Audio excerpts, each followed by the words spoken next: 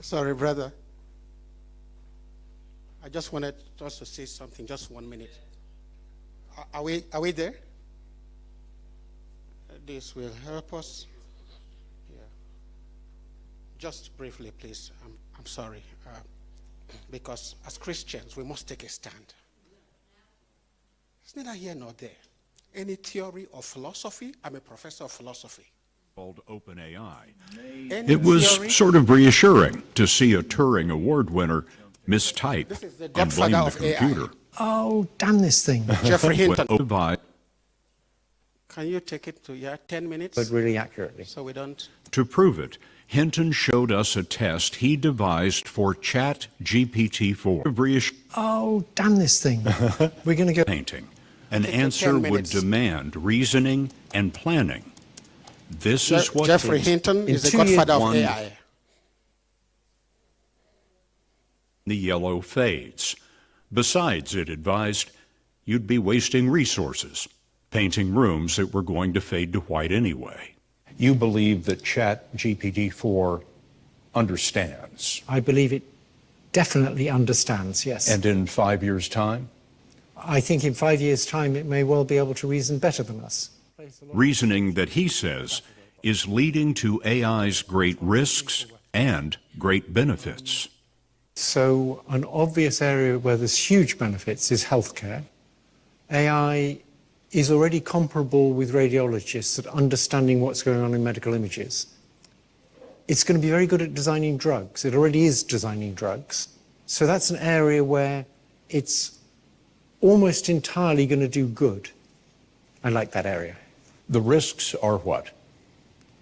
Well, the risks are having a whole class of people who are unemployed and not valued much because what they used to do is now done by machines.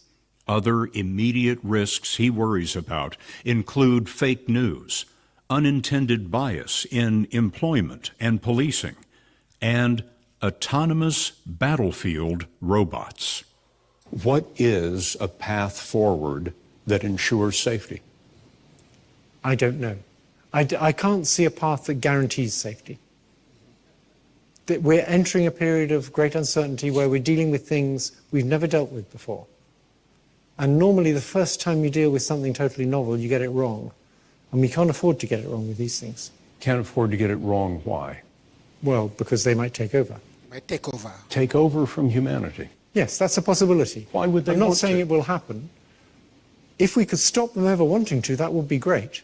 But it's not clear we can stop them ever wanting Okay, to. thank you. Because of the time. You see, the talk of whether there is heaven or no heaven, you have to first define your faith. Who are you? You can't stand here or there.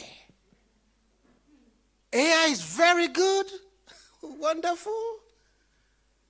But if it gets to the point where God is not acknowledged, that theory is false. And so, as Christians, we keep talking about the way forward. We need to be strategic. This is no longer a time of clapping and singing in the church. It's a time of going back to research. And that's what I want to encourage everybody. The people behind it, we are using all of this, but just a few people have the power over it, that they are controlling it. So if any day, my brother gave the example of Messi and Ronaldo, wonderful genes, okay? We bring out a wonderful footballer. The child, let's call the child Thomas, gets married.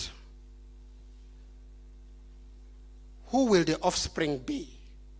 Because the genes have been edited. Is it a half cow? Or, that's why I said we know the beginning, we don't know the end. So it is the responsibility of the church to take a stand, so that we can make policies. Nuclear proliferation, they have taken stands. And so there are regulations everywhere. Drugs. So why do we think that we just let it go? So at the government level, at the church level, at the family level, we should do something. Not that it is bad in itself, but it's a tool that Jeffrey Hinton was asked, what will happen to the robots? He said they are creating robots that cannot be switched off. That's why he said that they can take over, because you can't switch them off. Now they can create themselves. They can create images of their kind. So this is a battle which I think is a clash of worldviews. Those who have the materialistic worldview and those who have a spiritual worldview. But the thing is that those with the materialist worldview are going further and further with the capitalist ideology. Everything is about profit. So, I'm sorry, this is like get crashing. Thank you very much. Let us appreciate him better. You agree that it's good we give him the time, isn't it? Thank you very much. Very easy to relate AI and science, isn't it? And I have my professors here. I can see Professor Chemorion is here. I can see Kiboi is here. Professor Kabiro is here. The question is, how would you relate AI with the Christian mysteries?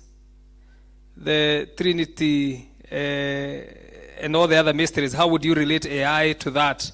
Or with no, Prof is telling me I research on that.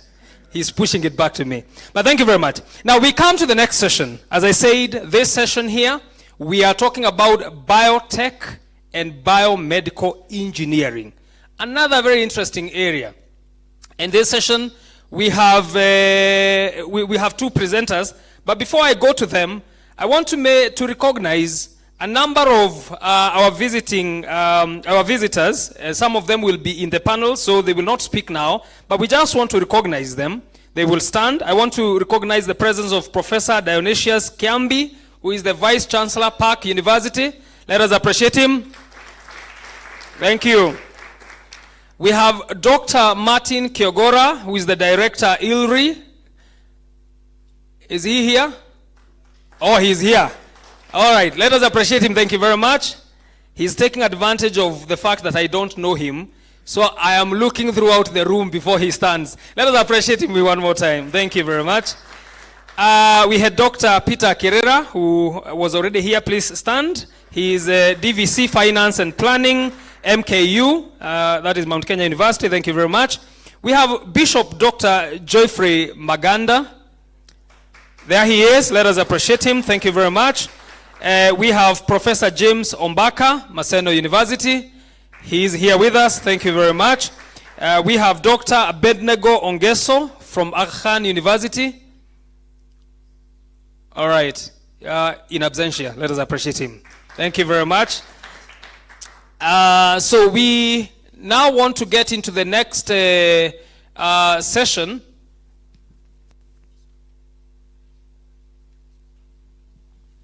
So we will have two keynote speakers. We are giving each of them 20 minutes. So I hope they will figure out how to manage their presentation. And then from the two presentations, we will invite the two panels to sit and we will engage with them. And we want to start with the first one, Dr. Martin Kiogora, who will be the first presenter, and then we will go to Bishop Dr. Geoffrey Maganda later. Let us appreciate Dr. Kiogora as he comes to make his presentation. Thank you so much. Probably as this setup. So good morning, ladies and gentlemen. I've been introduced, but the error was there. It's not from ILRI. Is from CALRO. CALRO is Kenya Agriculture and Livestock Research Organization, where I lead the biotechnology program as the Institute Director for Biotechnology Research Institute. So CALRO operates in institutes. We have 17 of them with different thematic areas, and one of the key one is biotechnology. So it's nice to be here. I'm very grateful for the honor given to me to be able to come and give a presentation. And I'm delighted because I think in Kenya for once, a university, religious leaders have acknowledged that there is need for an engagement in some aspects, especially on science. And I think we can appreciate. So thank you so much for the university for doing actually what you expected in our society, to answer the key questions that are out there. Sometime I had an engagement with the senators, and they were asking me some questions and what they have had. So even me, I responded and asked them, you employed me as a scientist, pay me, you establish an institution, and then you go out there to be asking things to do with biotechnology to people who have no idea what is happening. And they want to believe what they are being told on the streets. So for me, it was amazing. So thank you so much for giving us this opportunity. And secondly, I think for the engagement I've had on biotech for quite some time, the main challenge has been from religious leaders. Believe it or not, we have seen you in the media, we have seen you talking to MPs, telling them how genetically modified crops, wherever these things are bad, how they are going to destroy us, how they are going to do other things, how they'll make other people grow some organs, how soil will happen, all those. It is coming even from the pulpit. So it saddens me. And over time, I think I've been invited only by one church to speak, and now this university. So thank you so much. I'm going to be taking you through this topic. And basically, I've targeted solving agricultural challenges. Because, like it was said, science is a tool. It's a tool that we use to solve problems. And it's because we are here as humans, and sometimes we think being human is superior to other beings, which is not true. You can open to Ecclesiastes 3:19 there and check. It says man has no advantage over animals. And it's because you are brought from the soil. And scientifically what it means, you are brought from the soil, you are constituted of the minerals that are there, the elements. So in simple terms, when you look at the colleague who is next to you, he's made up of very few elements. Carbon, nitrogen, oxygen, and which other one? And nitrogen. You, the whole of you are not made up of so many elements. Very few elements. But you have been constructed that way. Because God is amazing. He's able to put things in a way that no man can do. Yeah. So as we continue, I think these verses have been spoken, I think since morning. But how do we normally reflect when you look at the creation? God has a discussion. This is happening in the is it in the heaven? Or here on earth? The discussion, where is it taking place? Here on earth. Then he's saying, let us make a man in our image, according to our likeness. Let them have, the word is dominion. I don't know how many have ever gone to research of what dominion means. Even in law, it's an absolute ownership. Whatever God created, he gave 100% to belong to man. And then he continues. So this is where everybody knows, and this is where everybody reads. Nobody is normally concerned with this one. So God created man in his own image. In the image of God, he created them, him, male and female. I think this one now we understand. Then 28 says, then God blessed them. That is where everything changes. Because this is where now we experience the power of God. And this is where we become different even from other creatures. The others were not given this privilege to be blessed, which is a divine confinement. That does not belong to every animal or any creature. That is what God did. So once he says also in that Ecclesiastes 3:19, when you read down there, it doesn't end at that. It says there's a spirit which you are given, which came from heaven. And the spirit is the one that returns to the owner. And that is what makes us different from other creatures. So God does not work on AI. God in himself is the one who has the infinite knowledge where you can't imagine. So he blessed them, and then he told them, be fruitful and multiply, fill the earth and subdue it, and he repeats again, have dominion over the fish of the sea, over the birds of the air, and over every living thing that moves on earth. Here he says, multiply and fill the earth, and have dominion. And we have been asking ourselves, why were we here?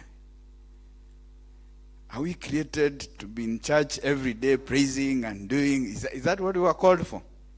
God had a purpose, and his purpose is well defined on what we are supposed to be doing. Yeah. So I don't want to go on preaching. Let me come back to the science and take you back to agriculture. I think a good number of us are well fed. They have eaten because of the environment we find ourselves in. But I can assure you, there is a greater number out there that have not had a meal today. And the fallacy we have, especially in this country, is the people who are full are the ones who are making decisions for the people who don't have anything.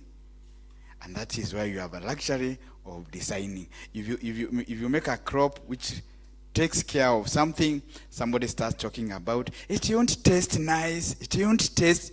There's a person who doesn't need tastes. They need the food to survive. But the decision maker is somebody who has the luxury of choosing whichever is tasty. And that is why we have found ourselves, especially in Africa, where we are food insecure. If you look at Kenya, is on the stressed aspect. At least the last 2 seasons we have had rain. But the challenge is we are going to have a prolonged drought. That's what they are saying, it's coming. So we will come back here within no time. So there is need for us to take action. And surprisingly, these countries over here are not food insecure. But the ones who have the abundance of good soils, because we don't have good soils here, they import. Egypt is a one-river country. One, not two. One. But it's food secure because of doing the right things. For us, we are still debating on what to do, whereas our children are suffering. So in terms of figures, since we're now in a university, so that you can appreciate, we lose around 25,000 on a daily basis globally. COVID cannot match that. There's nothing else which can match that. This is where we are. Around 9.9 million will die because of starvation, lack of food. This is coming from FAO. 795 million lack the necessary food to live a healthy life. Because having food does not mean necessarily a healthy life. You must eat the nutrients which I talked about earlier. Those elements which creates you must be taken in. So that means you must eat food which is having the right nutrients. Eating chips on a daily basis does not mean you're healthy. There is other elements that you're going to be missing. So this is the main, I'm just now highlighting some of the key things as to why we found ourselves in the scenario, especially of being food insecure. A farmer in Kenya today, and I believe a good number of us here are farmers, isn't it? We have planted maize. And there's a pest here. Within no time, I think fall armyworm is already on the ground because we engage farmers. Even adverts on how to deal with it is already out. We have stem borers. This is what eats your produce. Then we have climate change. That's one I can't need to emphasize. Plants cannot tolerate some level of drought.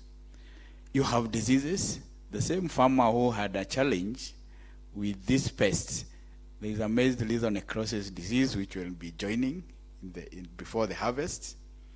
And then we have animals. Our productivity is low because of diseases and not having the right breeds. And then we have weeds. These farmers have done everything to do that they think they can manage and get a good produce. But the weeds, the yellow, the pink, what you are seeing are not flowers. This is a farm of maize that is infested with the striga weed. Those are the challenges the farmer is facing. And then now we have our policies, which are actually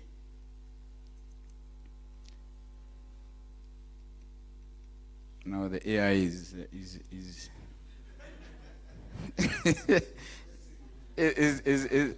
is altered. Yeah, I was saying that the policies, some of them are not aligned in terms of us being able to do the production. Like now we have a ban of not use of genetically modified organisms. And in that case, we are actually not able to provide the farmers the kind of seed they need. If it is livestock, believe it or not, the difference between us, our neighboring countries, is they're able to source for protein source for livestock feed, even from countries that are doing GM work. For us, we have banned. So we are very happy to be able to allow a Kenyan farmer not to produce, and we import eggs from our neighbors just because of the difference in food production costs. And then they're able to feed. Europe, over 90%, they're importing GM, feeding their livestock, and then importing the same product to us. And we are very happy.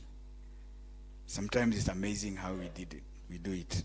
One time, I think the government gave like 5 billion to the Rivertex to facilitate them import cotton. What are you doing? Build your farmers so that they gave you the cotton. You don't give for them to import. It's unreasonable. You are using our tax to go out and benefit another farmer. But scientists over the years, and I think this is the gist, once we understand this slide, then I think I can be able to sit. Because historians are here, probably they can go and verify. We started domesticating around 12,000 years BC. Before you were doing what? Gathering. You are going there in the bush and you get. But around 12,000 years, we started doing what we call domestication. So we can be able to harvest. And we do it up to today. Because God created so many things, we are yet to exploit all of them. So that aspect continued until around 1885, when this guy who was called Mendel came in. Mendel was a monk. And one of the things he was fascinated with were flowers, like the beautiful flowers you have here in St. Paul's. I think when I entered that, I was amazing at the environment. It's like Garden of Eden. I think you have created a nice environment. So as he was able to observe the breeding, and he was seeing when you mix some flowers, a male and a female, sometimes if they are red and yellow, you'll get the offsprings will be yellow and red, but also there is a mix. And that is where we started now understanding what we call inheritance. That means your parent your mother and father contributed to who you are. Which means there is information which is being carried from the mother and information from the mother, and they combine to form who you are. Even if you go home, you don't look exactly like your siblings. Some of your siblings look like the mom, others look like the dad, and others are in between there. And even the parents are doubting who participated in all this. So that one created what we call crossbreeding. And we have been doing this crossbreeding over the years. And you do it up to today. Because when you're improving your livestock, sunasemanga nilete mbegu ya Frisian. What are you doing? Because yours is a Jersey. So you're actually doing cross breeding, and that is what we have been doing over the years. So we cross and do what is called selection. We pick the best, and that is what we move to the next generation. And over time, we have a breed, or we have a variety that has the attributes that we want. The only challenge with that is you combine without knowing the outcome. So you carry the bad and the good together. And in that sense, you are not very accurate, and it takes many years to achieve what exactly you wanted. Then around 1930, with the advancement of physics, we started understanding how radiation works, how the waves, how do we interact, how the vibrations, how whatever we have, that the whole array of wavelength. I believe you have an idea of what I'm talking about, the wavelength. We have the one that we are able to see, the light. There's another energy for X-ray, the UV, the radio, the TV. All those are energy wavelength. And we started understanding there's an interaction between the wavelength and even our DNA. DNA is what we were able to discover that is part of the inheritance. That is what the material that is being carried from the mother and father. And it can be affected by radiation. And in that case, we started doing what we call mutational breeding. That means you can change the genetic makeup of the material by basically doing through radiation. And we do it up to today. We have some varieties which have been released just recently on wheat.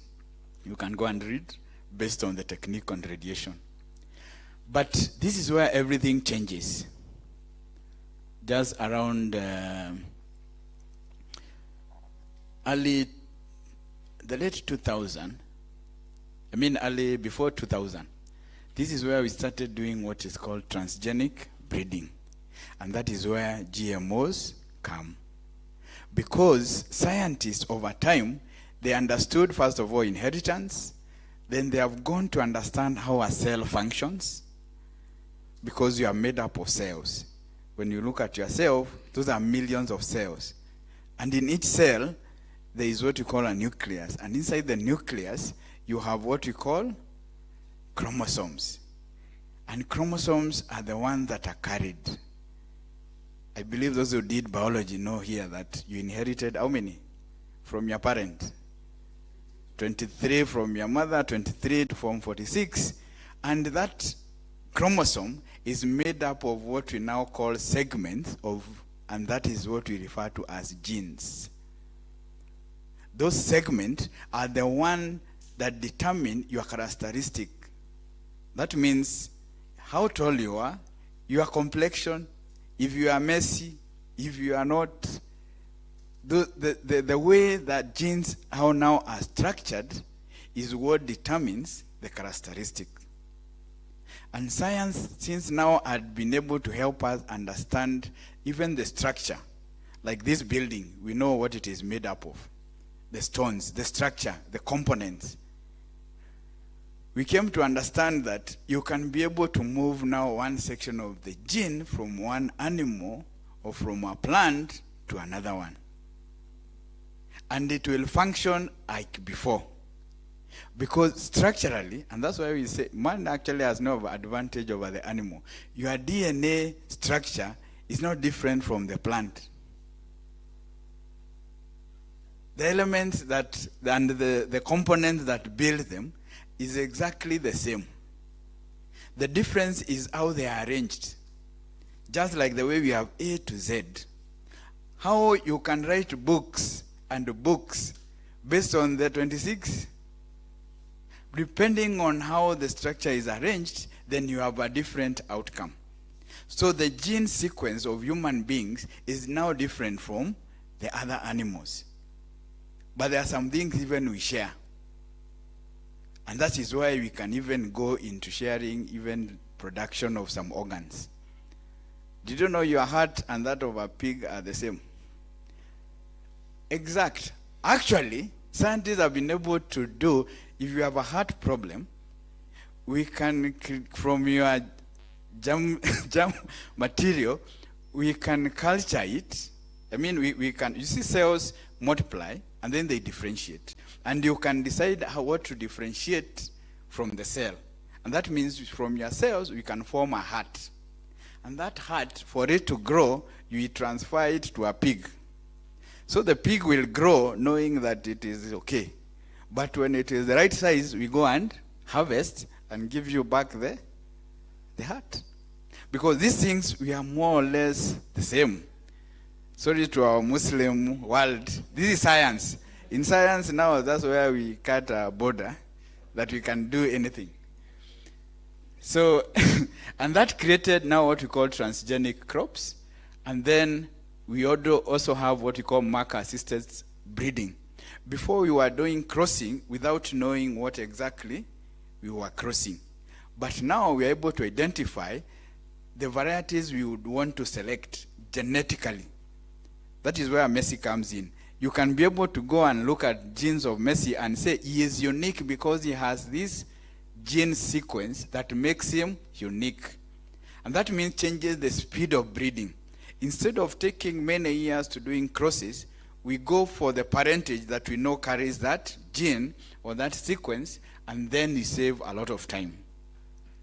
And then finally, we have genome editing, which is a new kid on the block. And genome editing is a science whereby you can be able to, remember the other one, you are carrying a whole gene and transferring it to another. But now we realized, because of closeness of our genetic makeup, sometimes the difference might be very minimal. And that's why the case that were given, like for the disease, the sickle cell disease, you don't have a sickle cell, that means your blood, your red blood cells are not deformed because your genetic makeup is correct. The person who is having a sickle cell disease is because the genetic makeup is different. And that is why you are healthy and the other one is sick. And actually scientists have been able now to go inside and realign. So you go and change the structure. If it is like this building, you know the constraint, you know the problem is the window, you basically come and fix the window. And it has been done, it is already there, and somebody has been healed, complete, in the US. And actually FDA has approved as a way of treating that disease. Because you are just sending a message, go and change the genetic makeup, that particular section that is causing the problem. So this is where now we are going to what we call precision breeding. We are becoming more precise, we are more knowledgeable, we know exactly what we are doing. It's no longer a guesswork. So this technology has been actually grown, applied in so many countries. Sometimes here in Kenya, when we tell people that it is grown in elsewhere globally, or it is grown outside Kenya, people ask where. I can tell you most of the countries, especially from Canada to US, to almost the whole of South America, to Australia, to the bigger part of China, India, all these basically have been growing these crops and even using the technology for as long as more than 26 years. The first crop to be genetically modified was in 1994 there, and it was genetically modified to tomato to have a longer shelf life. And it was taken to Britain. And that is why we normally say this was an economic war, and Africans have found themselves in. Because what happened is it caused what we call disruption in the market. Those producing now in Britain have no market for their produce because there is another product which is superior. And from there, stories started about how GM, how people have injected chemicals, they have done all that, and now we are this quagmire, including Kenya banning something other countries even moved on. Sometimes we look ridiculous as scientists when we are out there because the banning has no basis.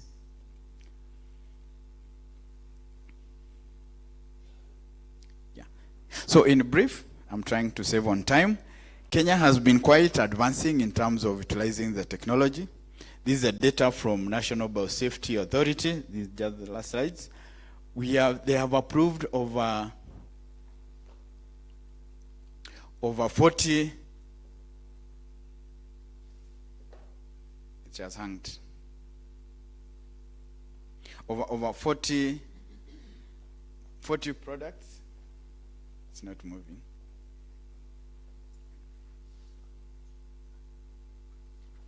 Sorry. Okay.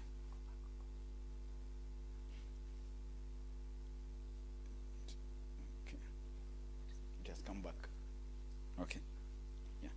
But this one now cannot be able to. Yeah. I was saying over 40 products have been approved for trial. Confined field trial is around 15, and we have been able to release to the environment 3 of them. But the 3 have not been able to get to the market.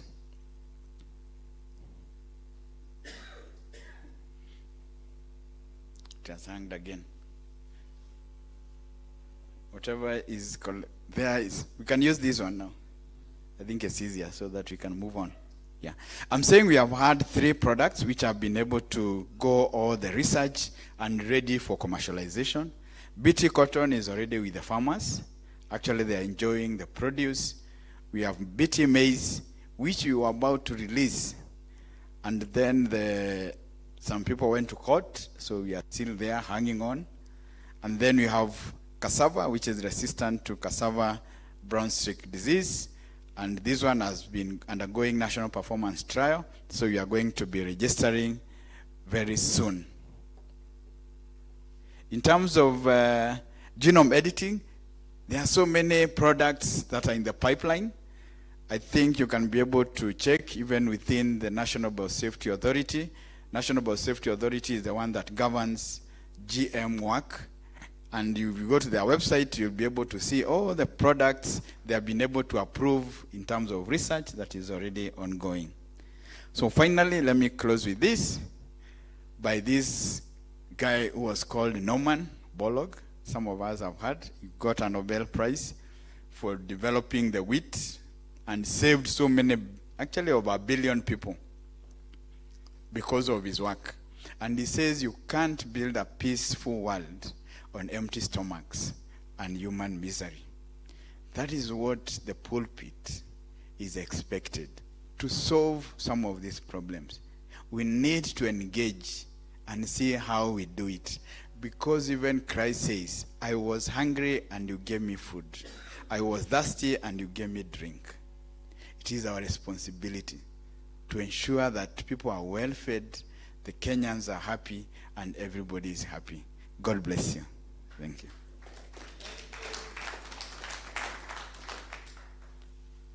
Thank you so much, Dr. Martin. Let us appreciate him one more time. Very interesting conversations there on biotech. So this is what I want you to do. On one side of your brain, I want you to hold his presentation. I don't know which one you'll use. I want you to hold one, the conversation and his presentation.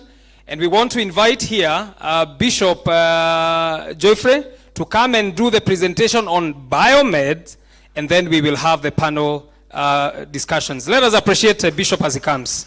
Karibu sana, Doc. I need help on that. Can I get my presentation on? Is it morning or afternoon? Good afternoon. Yes, I am happy to be here. I'm blessed to be here. I thank God. I also thank the organizers of this meeting. I think it's a great thing to see. It's not a fast meeting. There are many meetings that have happened worldwide. Sometimes when you get exposed to something, the first time you imagine is the first time you're hearing about it. But for it to happen here, I think this is a first time, and I am grateful to the organizers. I also thank, I am here actually courtesy of Bishop Mishuki. I am sure he's the one who floated my name somewhere, and I'm happy that I was able to come. I can see people in the audience that I know. Bishop Mulandi, yes, you don't know me, but I know you very well. There is a story to it. By the way, I can tell stories because most of my presentation has been done. The problem when you present, when others have presented, you often find that what you had prepared to present has been presented. So you can look at it in terms of, I mean, why was I the last or amongst the last to present? But you could also look at it this way, that it's so nice you're the last one to present so you can have time to tell stories like this one. Bishop Mulandi, we met in Jiri's high school. I was a student, and you had come for some mission work. And then you asked people to get filled by the Holy Spirit, and people raised their hands. I was an official of the Christian Union, and I didn't raise my hand. And so you asked the official of the Christian Union to come and pray for these people to get filled, and I wasn't filled then. So you can imagine the challenge. I had given my presentation to someone, and I thought it was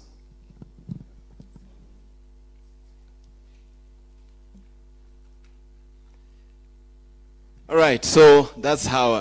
So I'm glad to see you. I am here as a consumer of the biomedical advances, not as a biomedical expert, but as a consumer. And so I can have one or two things to say about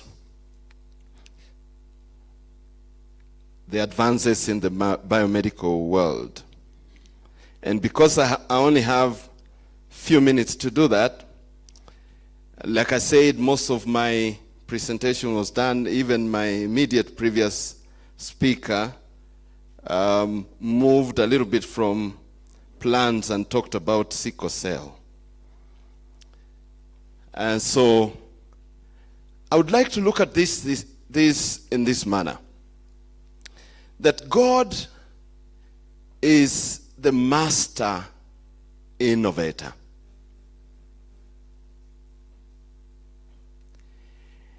And so he creates a steward,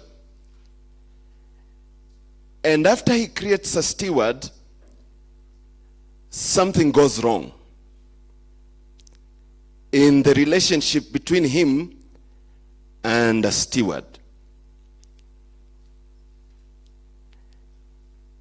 And this thing that interrupts this relationship is the one that then brings problems and challenges. So finally, we have problems and we have challenges. And the master innovator, God, decides that he must give this steward some power to be able to deal with the challenges. So we have, God intends that we have a nice time. There is no hurt. And if you read the Bible, as you've seen in my introduction, I'm a student of the Bible and Christian leadership. So if you see now with this interfered relationship and with the challenges that now the steward is having, God then gives him ability to handle those challenges. That's how I see it. I don't see it any other way. Then I also see it this way. The problems that we are having with what is happening are matters to do with the heart. They say the heart is here, or no, is it here, or is it here? Now, there are two Bible verses that I would like to quote.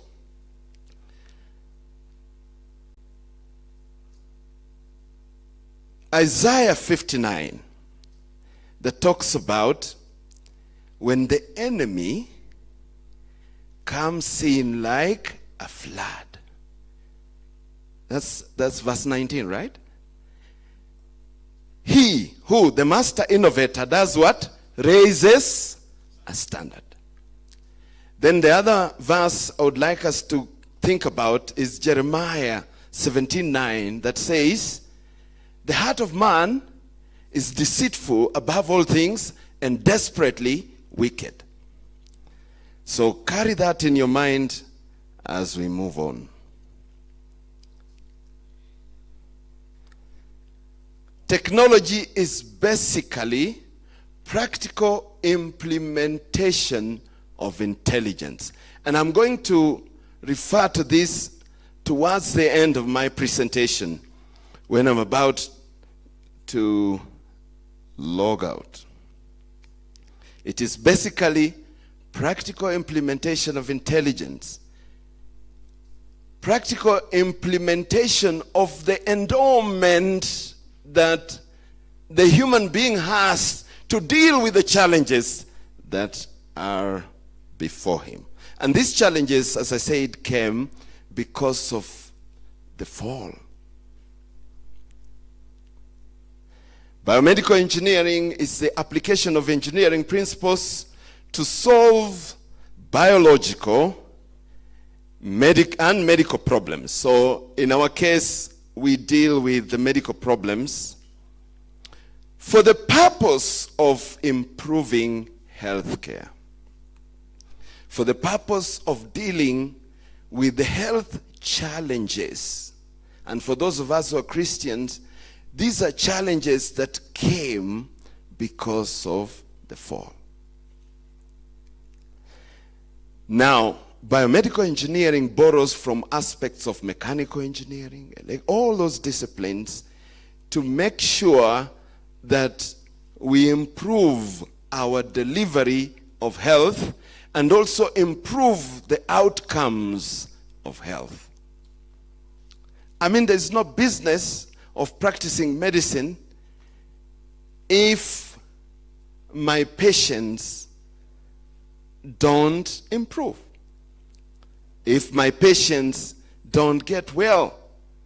Often I get very frustrated when I have put so much effort on making sure a patient does well. I've spent sleepless nights, and then the next thing the nurse is calling me to tell me, doctor, we are resuscitating. What? And so those are challenges,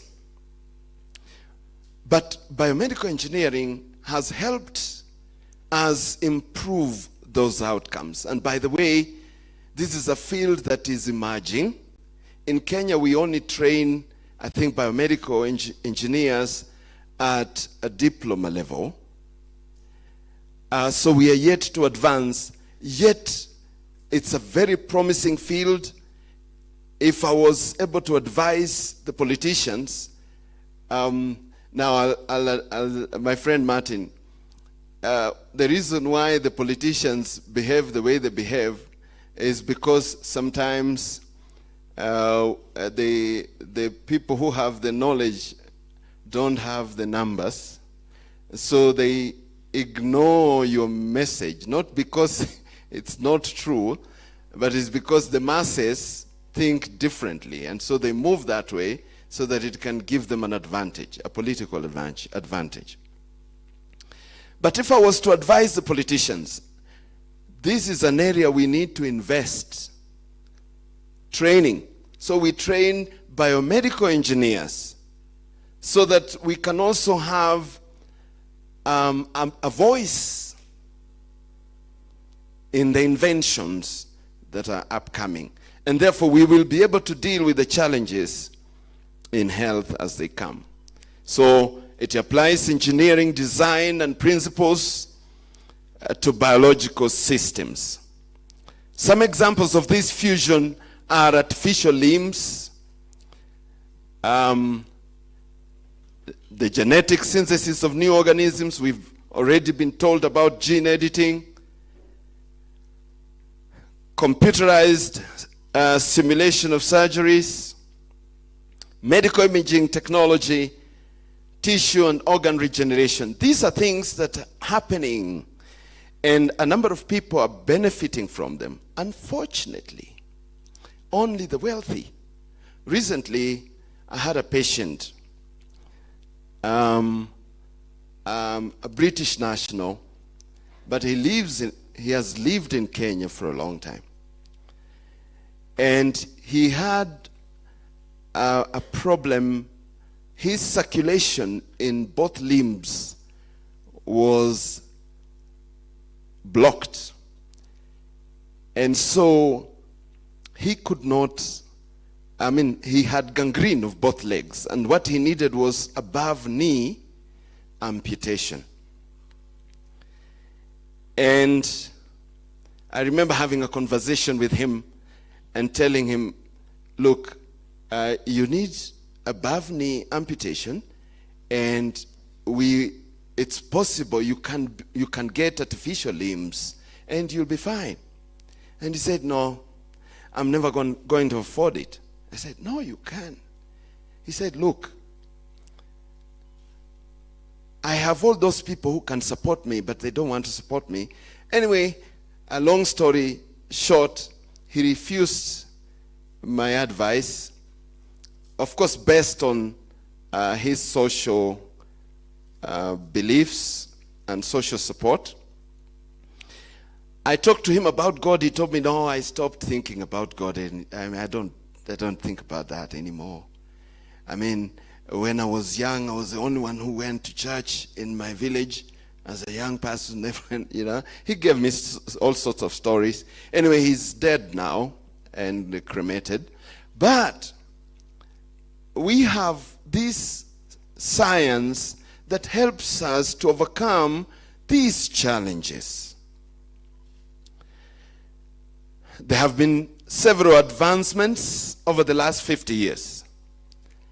In the area of antibiotics, we have developed newer drugs that can deal with bacterial infections. And to those that are able to afford these drugs, this has resulted in a dramatic decline in death rates and serious ill health arising from infection. Now, we have viral infections that affect populations. Recently, I had an old lady. She came in with stroke, and I realized she's a polio survivor. We don't have very many children now suffering from polio, thanks to vaccination. And all these things are advancements of technology. Now, with these vaccines, there is a major shift towards disease prevention. In the area of diagnosis, when I was training, the only way we would find out what is going on in your tummy is by doing what we call exploratory laparotomy. XLAP. So we open you up and then we see what is happening. But technology now helps us to see what is happening even before we open you up. And we can decide how we want to get there. We can decide we shall open you up, or we can decide we shall do minimal opening, what we call keyhole surgery. So you can see how developments in technology, CT scan, MRI scanning, has revolutionized diagnosis. And now it is not even just the CT scan, it is what kind of resolution CT scan. Because CT scan cuts at different levels. Now we are able to improve the resolution and get it at a very small level. So you get very small slices, and you cannot miss a disease. And that's why you find we have a 16 slice CT scan, we have a 60 something slice CT scan, we have a 256 slice CT scan because of the amount of resolution. Then there are also issues of, is it a 2D, or is it a 3D, or is it a 4D? Because then a 4D gives you a better image. And when we are talking about imaging, we are looking at, are we using radiation, or are we using magnetic resonance? And these are all developments that have come up because of engineering. And this has improved our diagnosis. It has improved our plan of management of patients. Artificial intelligence and machine learning,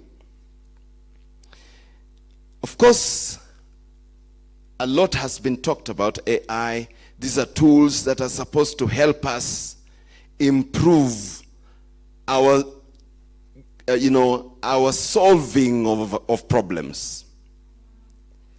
AI is being used to analyze massive patient data sets for risk factors for diseases.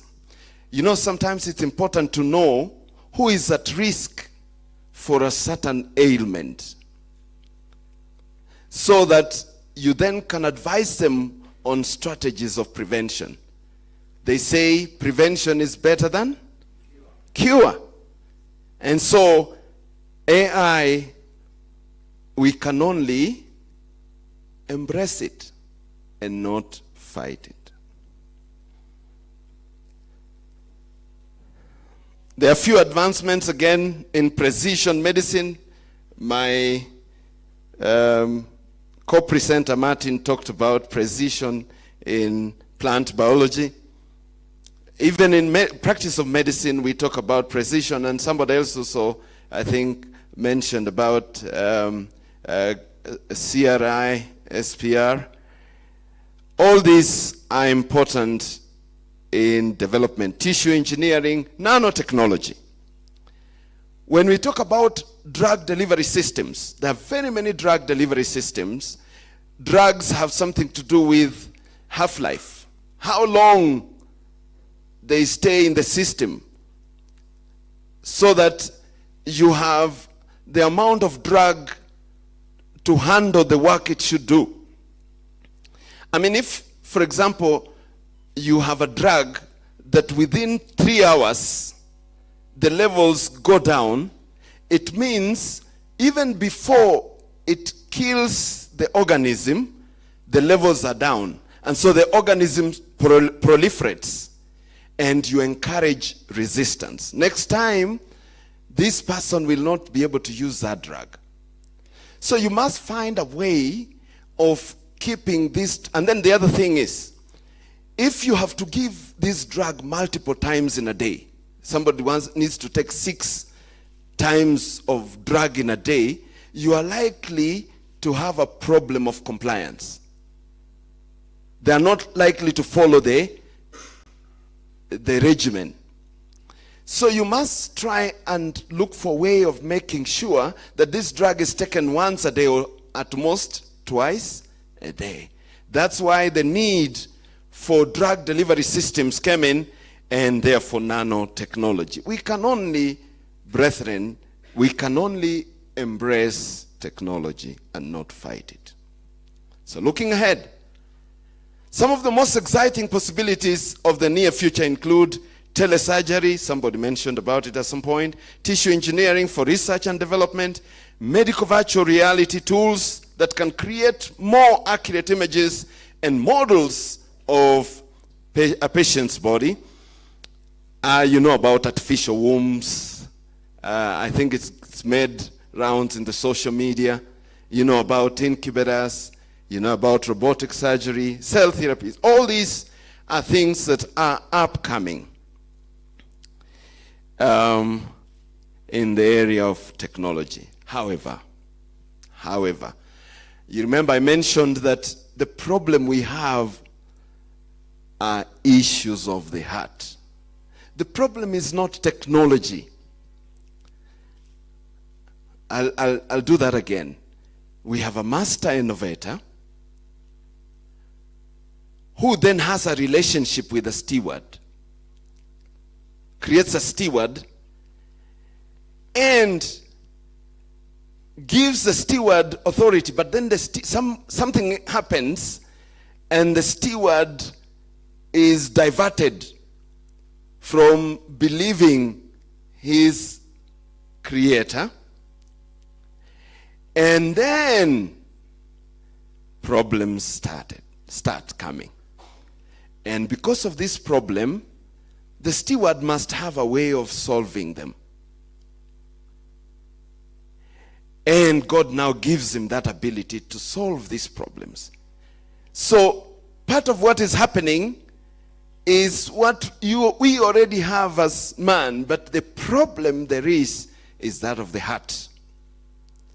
The heart of man is deceitful above all things and desperately wicked. Anyway, even in all these innovations, we must think about, is it safe for the patient? We must do the risk-benefit assessment. We must also get informed consent.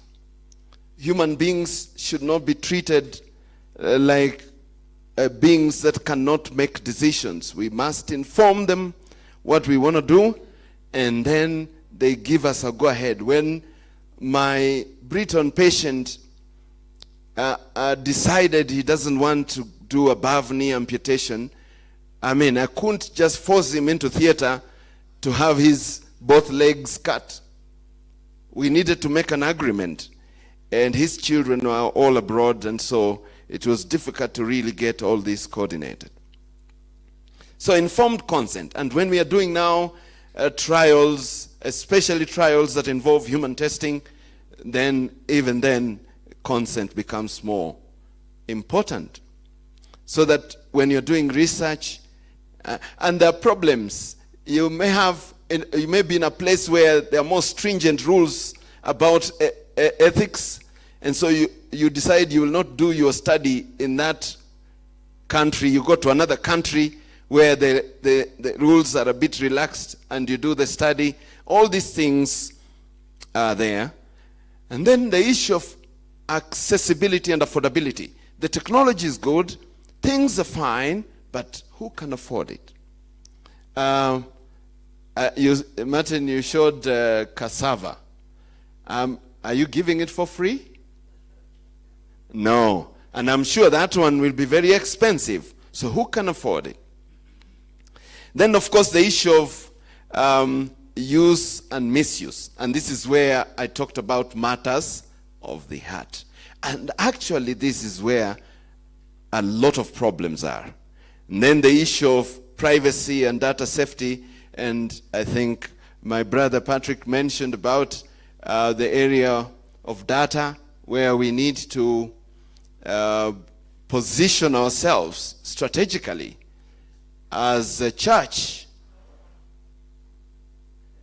We have been accused in Africa for using religion, faith, superstition to cover for our ignorance. We must move away from that and embrace reason, embrace logic, embrace science.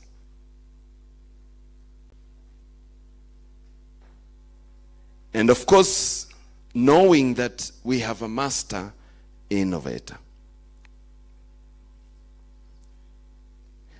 This aspect of eugenics, I think you mentioned about it, editing, cloning, all these need ethical considerations. Where do we go from here? I already mentioned that we have a challenge to fight ignorance and avoid using religion, faith, belief, and superstition as a scapegoat for our ignorance. It's important to improve our lives through application of reason, logic, and science. However, as Christians, we know that all knowledge comes from God. And this is the issue. It is from God. Whatever knowledge. Those who choose to believe otherwise, those are matters of the heart. It's a choice they make. For the Lord gives wisdom, Proverbs says. From his mouth comes knowledge and understanding. And he gives us all these things so we can enjoy, so that they can make our lives easier. And that's what our friends in AI are telling us, that AI is a tool to improve our lives. True or false? True. It is therefore our responsibility through meetings like this one to ensure God's purposes are achieved in all our actions as humanity. Because there is God's purpose in it, but then there is other purposes because of the heart. The reason why things are going the way they are going, let me tell you, is because God has given you an idea. When you share it, that idea with somebody who can finance it, because you can't finance it, I can see my timekeeper is up, who can finance it, then that person who can finance it is the one who will call now the shots. And that's where the problem is. And usually, when he calls the shots, it is for personal gain and nothing else.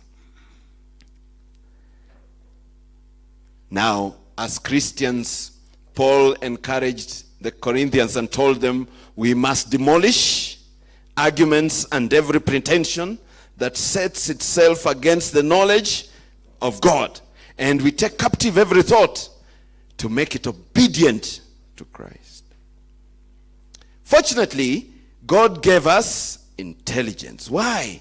For the purpose of innovation, creativity, and initiative. Kazi kwetu. It is our responsibility. What God has already given me, he's even wondering, why am I fasting for 3 days? And I already have the ability to do what? To innovate. All right? To create. Creation did not end. The players are the ones that changed a little bit.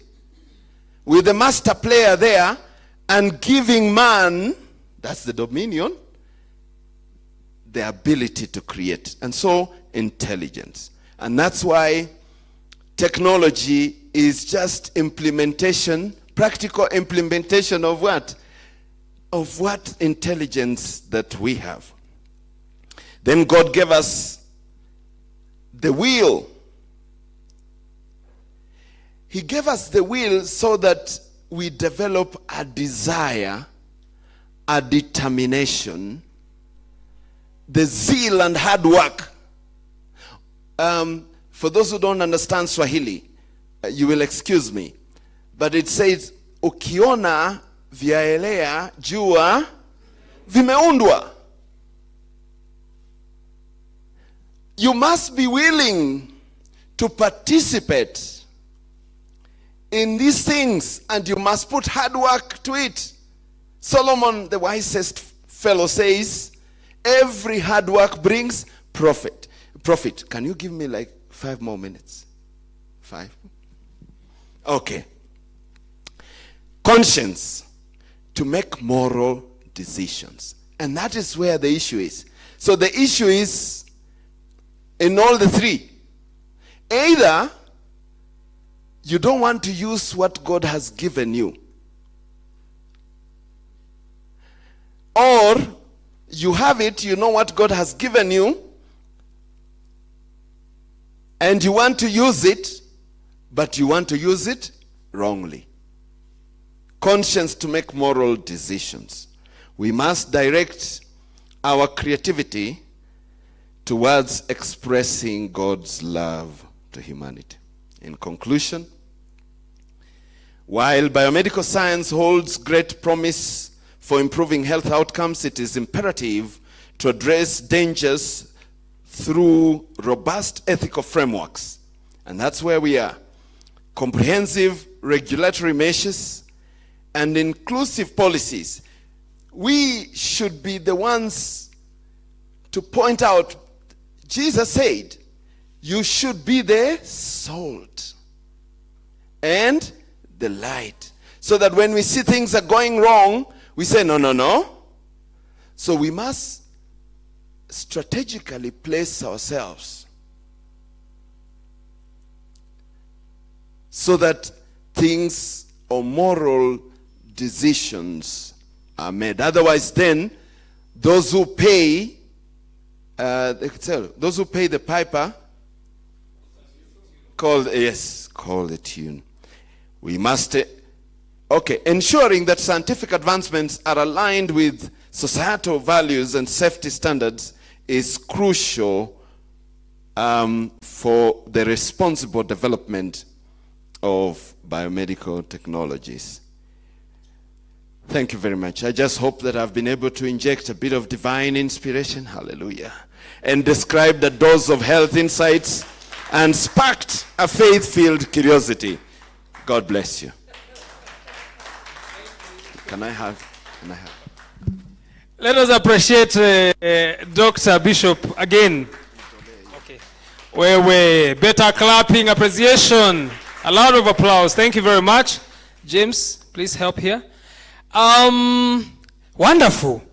One of the things that I must commend Prof here and the organizing team is that whoever has spoken throughout this conference, they are an authority in the field which they have spoken about. Let us appreciate that committee.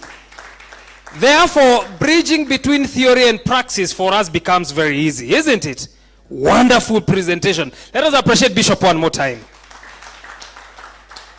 I now want to invite the discussants here, or the panel, and I want to invite the theologians. I can see there are 2 in the house. There were supposed to be 3. I can see Dr. Kiboi here. I can see Canon Waiua here. I cannot see Professor Esther Mombo, but I want to invite you here. Kindly join me here. And in the panel discussions, I want to invite Dr. Joseph Moilo to join us here. I want to invite Professor James Ombaka and Professor Kiambi to join us here as well. Karibuni, let us appreciate them as they come. And I will request James to help me move this so that we can be able to see each other. Please join us here. Now, I'll try to do this session differently. It's not that it is any different, but we want to see how we can get the most of this session. And I want to start with each of these discussants. You have a minute to introduce yourself, and you have a minute to respond to the topic on biotech and biomedical engineering. Of course, depending with your inclination, if it is biotech or biomedical or theology, that is how you will do it. Is that agreeable? So we start right here. Please introduce yourself and weigh in on the topic on both biotech and biomedical. Good afternoon. Praise the Lord. My name is Dr. Moiro, Bishop Moiro.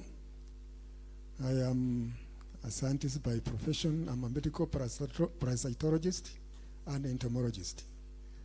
I'm also a bishop within many churches, and also at the guidance of Bishop Mishuki. I'm the Secretary General of the Kenya National Congress of the Pentecostal Churches. So now I'm more or less inclined to region. But I just want to say thank you for Martin and Geoffrey for the insight they have brought in this area of biotechnology. It is very important that we as Christians and people of God, we must realize that these things are there for us so that we can be able to help our society. Our society needs help in these areas. But the problem is that with us is that sometimes we have settled before we are living in our systems. And we assume things, but it's good also to know that God has given us knowledge so that we can be able to interpret and give us the tools that we have for the betterment of humanity. I just want to say thank you. Mine is mainly actually in biotechnology, in medical science, sciences. Although my area is actually teaching, I have a PhD in medical parasitology, but in line with the teaching. Martin is a researcher in biotechnology, in the agriculture side, and Geoffrey is a consumer in medical service. However, I want to say this is very important in our lives. And therefore, without going into many details, because of time, I really appreciate and urge our people to uphold biotechnology. But there's a challenge that we must be aware of the devil's devices, because in all these things, whether AI or other things, there must be a hidden agenda, and we must be not ignorant of other things. Only thing that we are not praying God, but we are trying to mimic the thing that God has given us for the betterment of our people. Thank you very much. Thank you very much. I bet a lot of applause. Professor Kiambi. Good morning, or it's afternoon. Good afternoon. Afternoon. My name is Dionysius Kiambi. I love the Lord as my personal savior. I'm currently serving as the Vice Chancellor of Park University. And above that, I'm a scientist. I'm a molecular biologist. And I have a background in conservation biology. And I really want to concur with the speakers that, who have spoken, Martin and the Bishop. I heard some of the verses which they have read in my notes, just to emphasize the point that we are made in the image of God, and one of, not necessarily in a physical sense, but in form of attributes. And one attribute of God is knowledge, because the Bible tells us that, like we have just heard, the Lord gives wisdom, and from his mouth come knowledge and understanding. So one of the attributes of God is he is the source of knowledge, and we also ought to have that knowledge, and we ought to apply that knowledge to solve practical problems. The question is, how do we apply that knowledge to solve our problems without compromising ethical values? There are quite a number of historical, political, and economic contexts to this debate. And maybe at a later, maybe I can talk about that later, but we need to understand the historical, economic, and political context. But the basic question that we need to ask ourselves, do the benefits of biotechnology far outweigh the risks? There are quite a number of issues that have been raised about the safety aspect, but the question is, can we take advantage of this technology and find a way of mitigating whatever risks may be there, whether perceived or real, because I can assure you most of the risks are actually perceived but not real. Thank you. Thank you very much, Professor James. Thank you. Thank you very much. My name is Professor James Ombaka. I'm from Maseno University. Basically, my specialty is actually pharmacology, something that has to do with drugs that you introduce into human beings. I'm here as a lamb. I hope you know what that means. This is a very interesting congregation. I say interesting congregation because this is the first time I have found myself in two positions. One, I'm a professional. Two, I'm on the side of a hobby. The church is my hobby. Now, at that point, all I want to say is I really am surprised because when I came in here, I didn't quite know who was going to talk about what. And I was wondering. And then all of them have talked exactly what I had in my mind. And that's a tragedy. A tragedy in the sense that God plans. And he knew what I was going to get. And I got what I wanted. Basically because in my area now, I am dealing with algorithms in drugs, drug design. And two things have come up which I found here. One, mine is biological algorithms.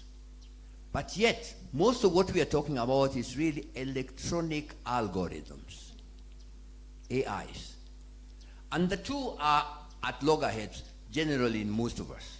Because people think AI is threatening.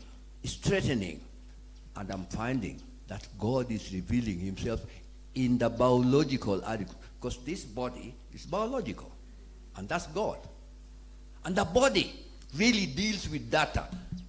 Electronic algorithms also deal with data. So electronically, you are data processing. The body is also data processing. But this electronic data processing is the one that's threatening us because it is consistent and standardized. When did you see God produce one person that looks like the other? Has it ever happened?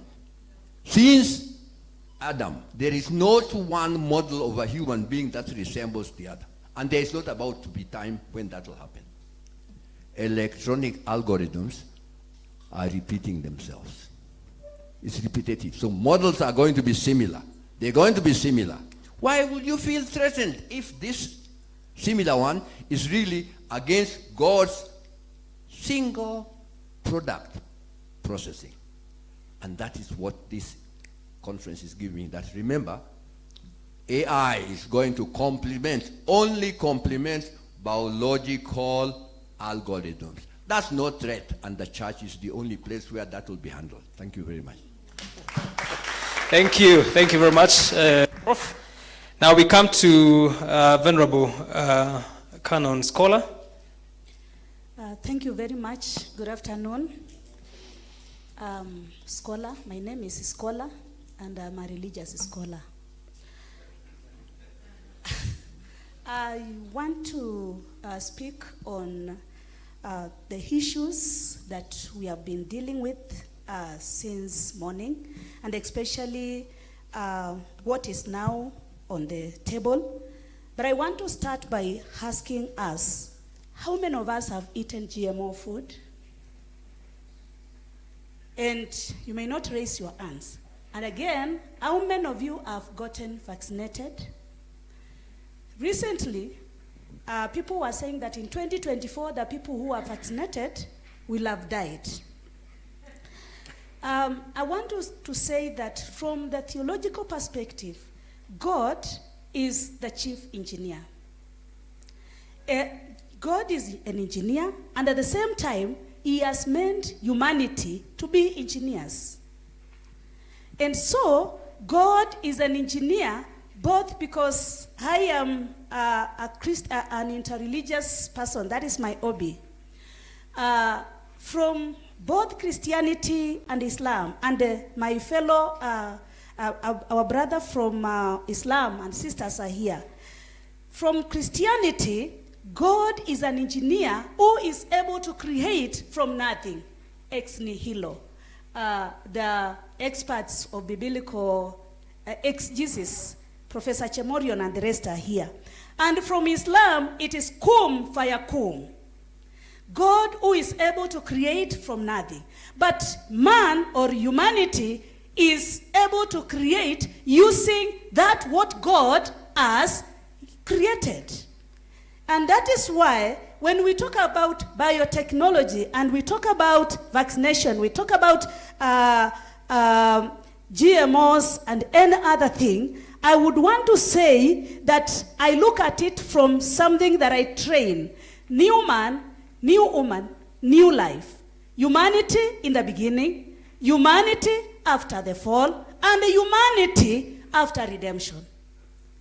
And you find that the plan of God at beginning is for humanity to have life in abundance. Isn't it? And then the fall came, or rather the sin, which interfered with that abundance. But then Jesus came and brought redemption. And so we are living in the times of redemption.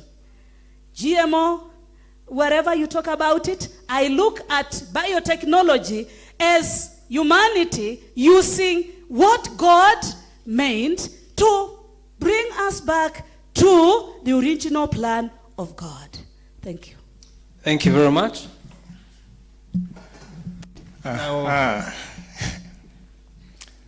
Good afternoon. It has been a very humbling experience in this conference, right from yesterday to today. My name is John Kiboy. I'm saved. I'm a Christian. I'm a pastor and a teacher of the doctrines. I teach how God has revealed himself to us.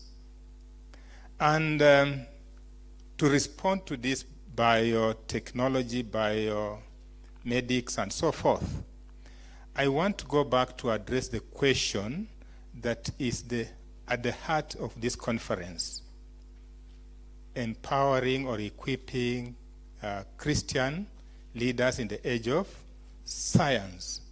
Why do religious people fight science or appear to fight science? I want to lay my premise on the issue that it is out of ignorance of one thing called revelation. God creates human beings and puts his own image in them, so that through that image they may know him better. Now, what happens is that God reveals himself dialectically, the yes and no. And the knowledge we get about God becomes progressive, therefore. As we knew him yesterday is not the way our children will know him and our grandchildren. So there is a triad, a kind of a spiral dialectical knowledge of God. Let me call point A this thesis or this statement about God. We know him this. Then this knowledge, which I'm calling the thesis, is challenged by new knowledge, creating an antithesis to this first knowledge. And then another knowledge comes, compares A and B, and creates C, a synthesis. And then the triad continues in a spiral manner. From Genesis to Revelation, God is constantly revealing himself, and therefore our knowledge of God is progressive, though God has revealed himself instantaneously. Hence, the question of science, biomedics, biotechnology. It is one of the ways God is revealing himself for a better humanity, so that his original plan in the Garden of Eden, where he created us to be in Eden, he is creating Eden through science. Thank you. Thank you very much. Let us appreciate them one more time.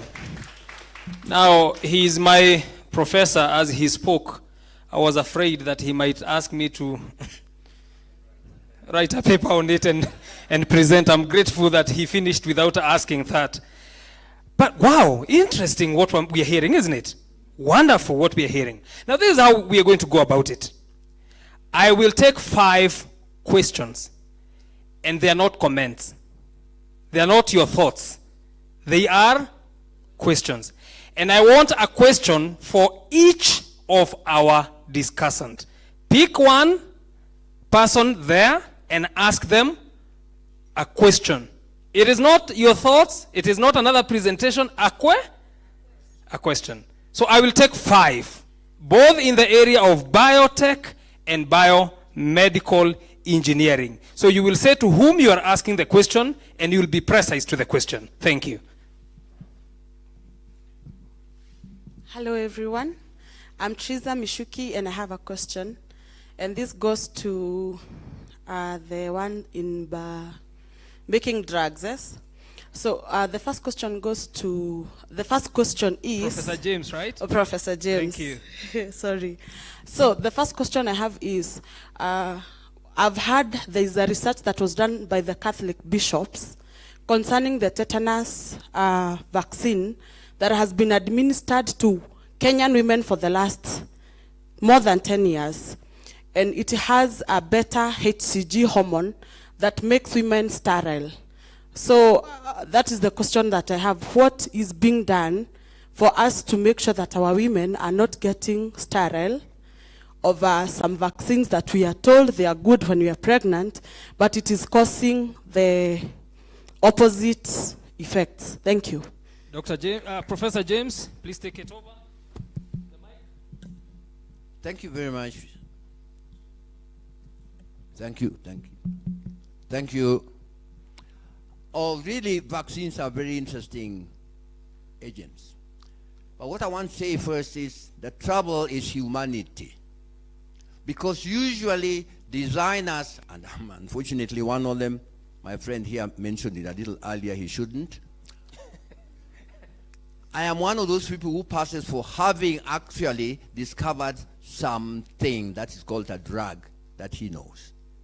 But really and truly, because I was sponsored by a company, that company had issues that it wanted sorted out. I was only receiving the money. A lot of it went their way. Now, most of these that we have usually have some hidden agenda, and you have to be very careful. And that is why I think the church has an issue. Because the church also and can stand its ground on this. Vaccines can do a good job, but actually vaccines are foreign to the body. And what is good about the body is that it is capable of seeing and deciding.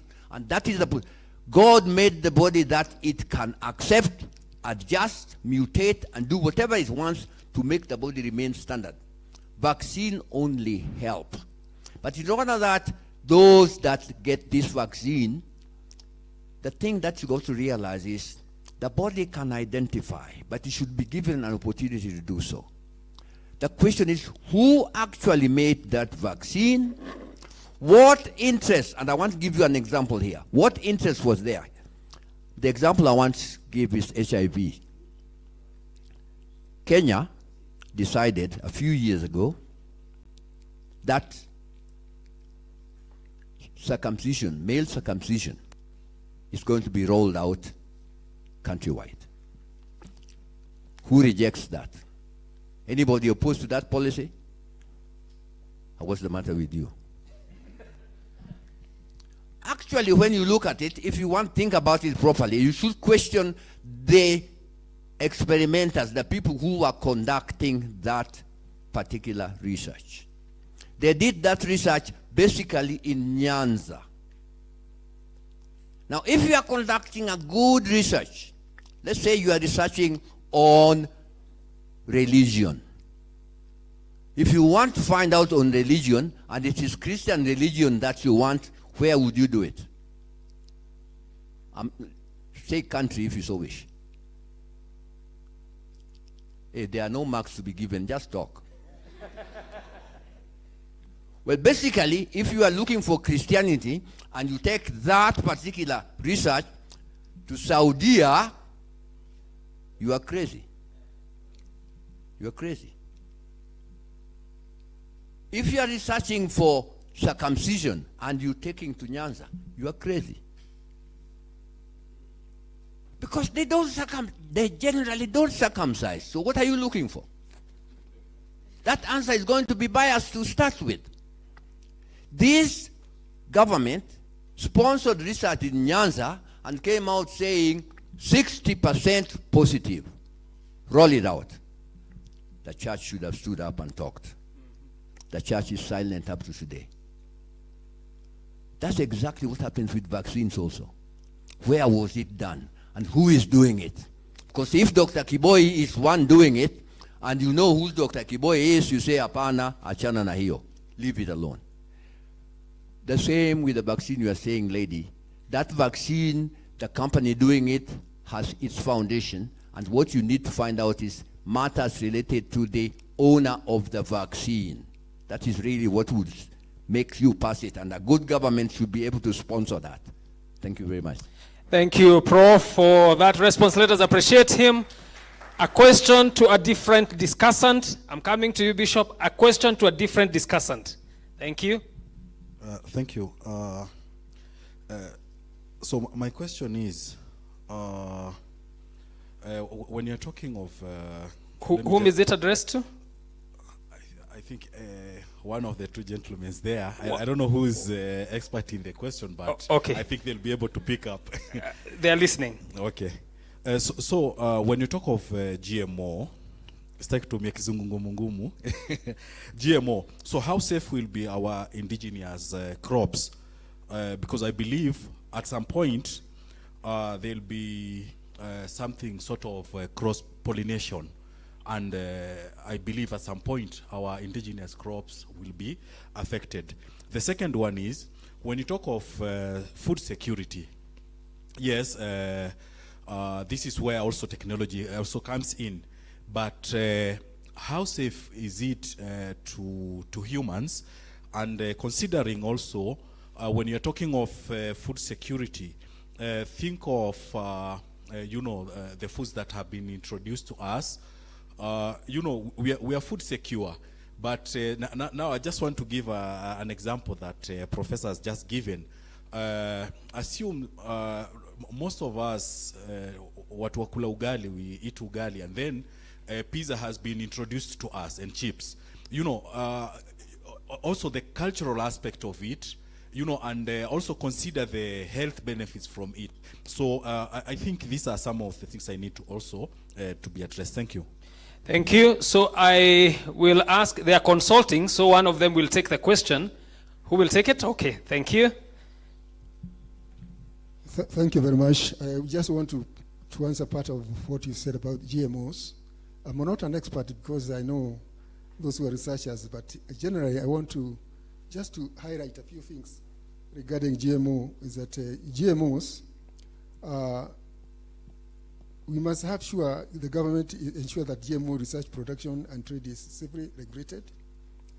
Organization is researching on GMO require authorization and registration, because not all GMOs researches are actually given registration.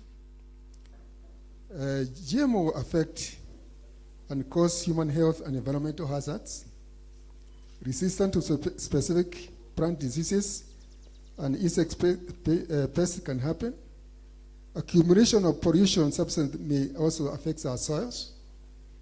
Biotech crops grown in proximity to related plants can exchange traits via pollination, thus resulting in potential harmful consequences. Thank you. Thank you very much. We will also hear from Professor Kiambi. Yeah, thank you. I want to address some of the questions that were raised by our brother there. Let me first of all address the issue of indigenous crops. It is very true that improved varieties, whether we are talking about genetically modified crops or other varieties, have the potential of displacing or replacing our indigenous food crops. And that's why we have institutions like CARO, who have been going around the country collecting all our indigenous food crops and seeds of the indigenous food crops and keeping them somewhere in a gene bank, so that even if we lose them through climatic changes or through displacement by improved varieties, then we have a safety deposit for them.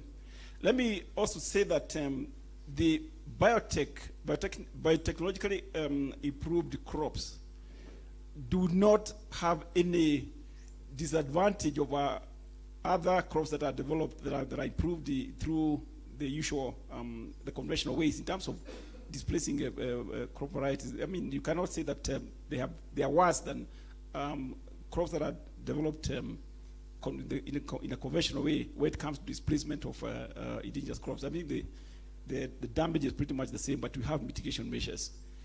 Then there is the issue of safety. Let me say that as a scientist in development of this technology, I can assure you that before a genetically improved variety is released into the environment, a lot of safety studies have been conducted on it.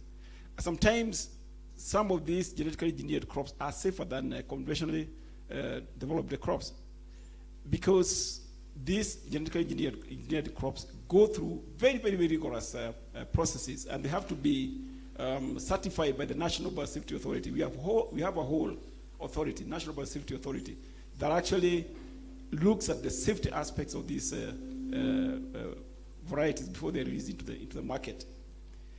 I just wanted to mention that we should not fear the technology, because there are mechanisms and policies and mechanisms that are in place to ensure their safety. Thank you. I would like Martin to respond to how safe are our indigenous crops? Won't we lose them through this mutation? Thank you. Thank you. The mic? Oh, you can hear? Yeah, thank you. I think there is a misconception. Sometimes when you talk about yeah, I was saying there is a misconception sometimes when you talk about indigenous and what is foreign. Remember when I was illustrating about the last, let me give the last examples that I gave out, the one that have been released. We had BT cotton, isn't it? The one that is resistant to cotton bollworm, specific to bollworm. Then you have maize, which has been engineered to be resistant to stem borer and also the fall armyworm. What we do as scientists, before we modify, we go actually to the farmer and select what the farmers like. So what we are modifying is what is already existing. We are not coming up with a new variety of maize. It is the same 614, the maize that you like is the one that we have made it either stem borer or fall armyworm resistant. So that is a misconception in terms of even when you talk about indigenous. The other thing is, most of the things, the crops we have actually are not indigenous. The maize is not indigenous. Cassava is not indigenous. Even sorghum is not indigenous. We have a misconception that this is ours. No, these are crops which were brought the other day. They are not ours. But the only difference, it comes when access to seed. And I think that's where some difference comes in. We have those who want to replant the seed that they have.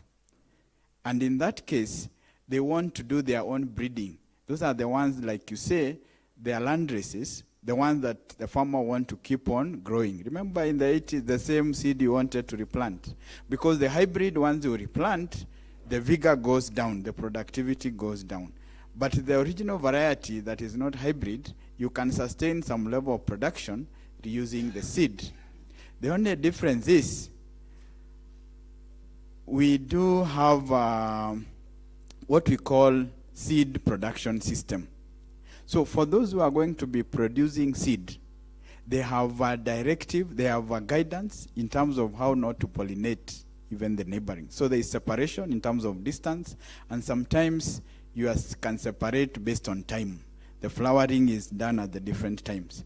So there is a way of, for those who are doing seed, not to let me not use the contaminate, but the pollen not to go to the neighborhood. But then we are coming up with a system what we are calling coexistence.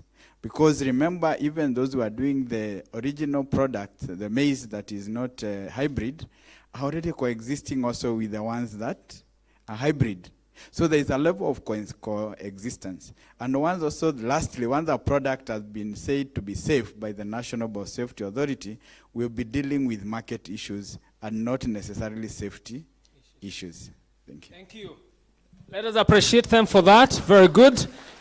I want to give them a continuous assessment test. Is it agreeable? Please, on the book you have, write from your community 3 indigenous foods you know. You know, already it seems like we don't know what are the indigenous. I thought sorghum was, you know? So write down, I'm coming to mark that. Now, we still have 2 panelists here, and we still have 2 more. So questions to those. Okay. Thank you. Thank you, Reverend Krienye. My question is directed to Venerable Scholar. She said that she's a religious scholar, and I would be more interested to understand how do you think advances in biotechnology and are challenging traditional beliefs and ethical considerations in various religions around the world, particularly Christianity and Islam. Thank you. Thank you for the question. Thank you. Venerable. Thank you, Reverend Winnie, and all of us. First, I want to say that I was just imagining and thinking, if my grandfather or my grandmother wakes up now and finds that I can talk to somebody in America while I am in Kenya, I think she will die again. But the whole idea is that we are not static, even within religion.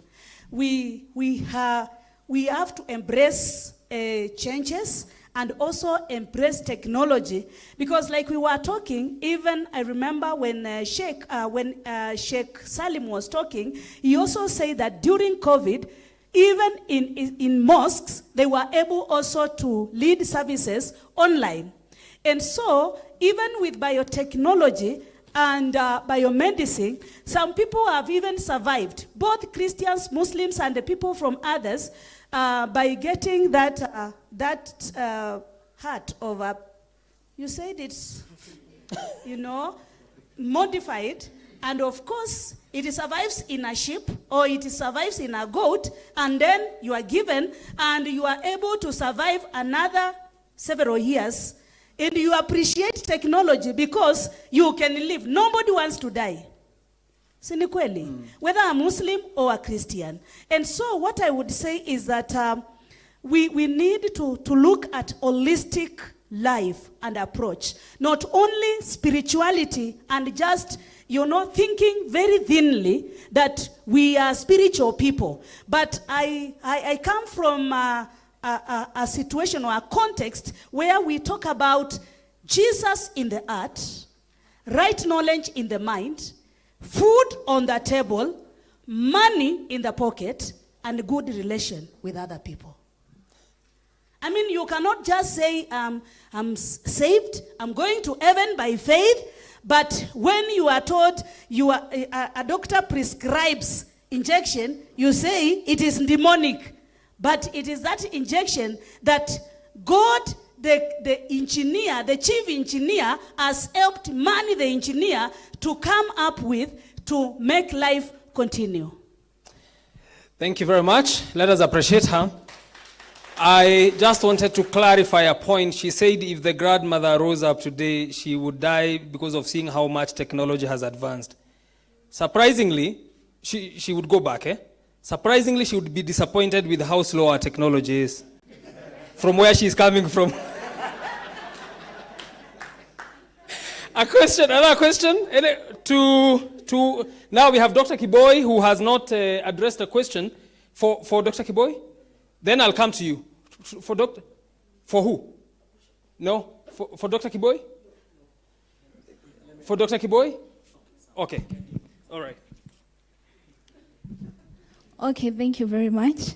My question is to Dr. Kiboi. He has just finished his presentation, his introduction by saying that God is revealing Eden through science.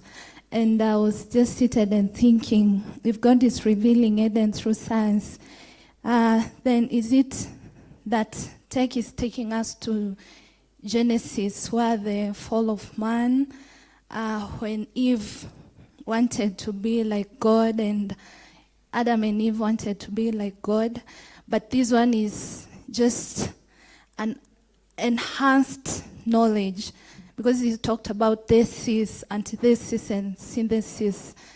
Yeah, it's God taking us back to Genesis, the fall of man. Thank you. Before you answer that, combine that with this one. Thank you so much, colleagues, and my brother, Dr. Kiboy. Mine is, there's a question that was asked yesterday that I think in our last conversation you said was not resolved. That is, who is to blame? So when we think about biotechnology and biomedicine and scientific interventions, how would you reconcile the problem of God's sovereignty and human freedom as far as it comes to these scientific interventions when it comes to diseases and all that? If God is knowing that someone is going to die and that's the plan, why then take the scientific medicine? This seems to be an argument made by Christians, but how would you reconcile those two doctrines? Thank you. Dr. Kiboy?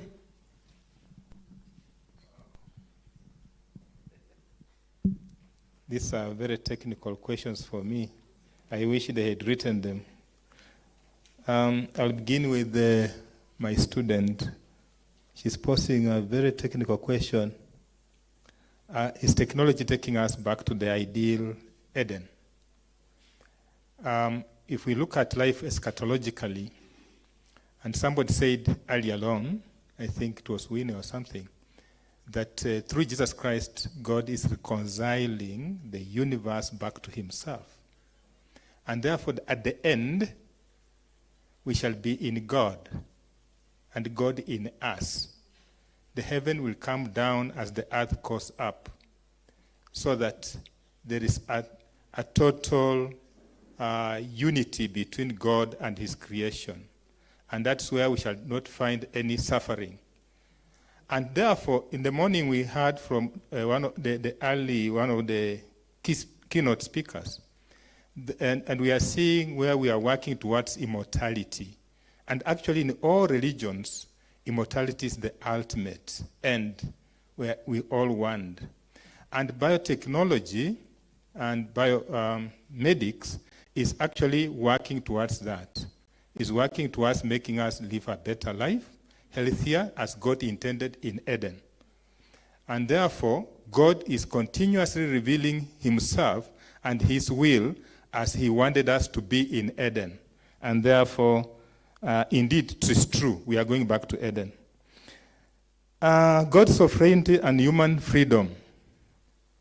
Does science or does human innovation therefore impeach on God's sovereignty? It doesn't. There's nothing a human being can do that is not allowed by God.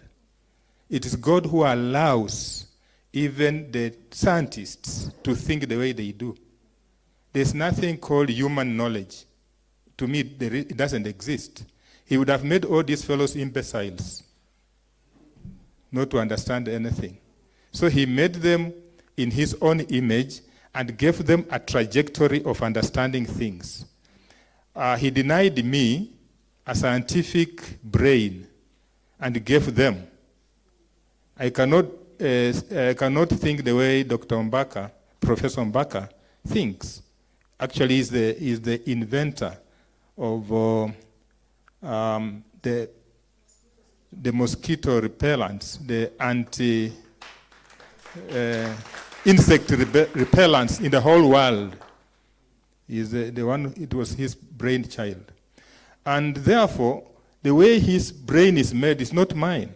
And it is not me who created him. So even those ones who are creating AI are God creation. It's God creating AI, actually.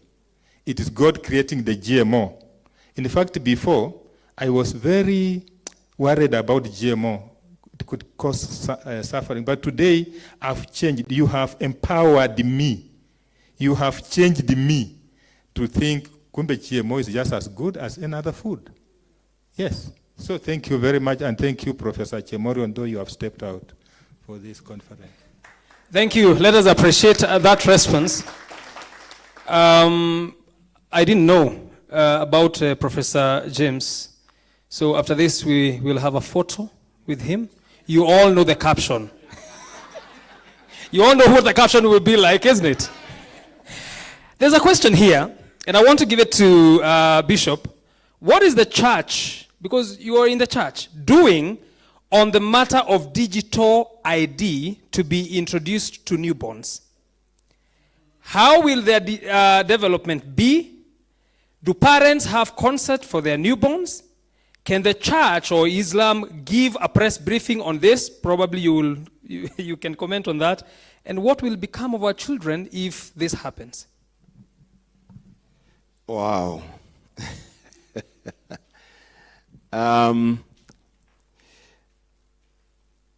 In my presentation, I said there are certain ethical issues and there are matters of the heart.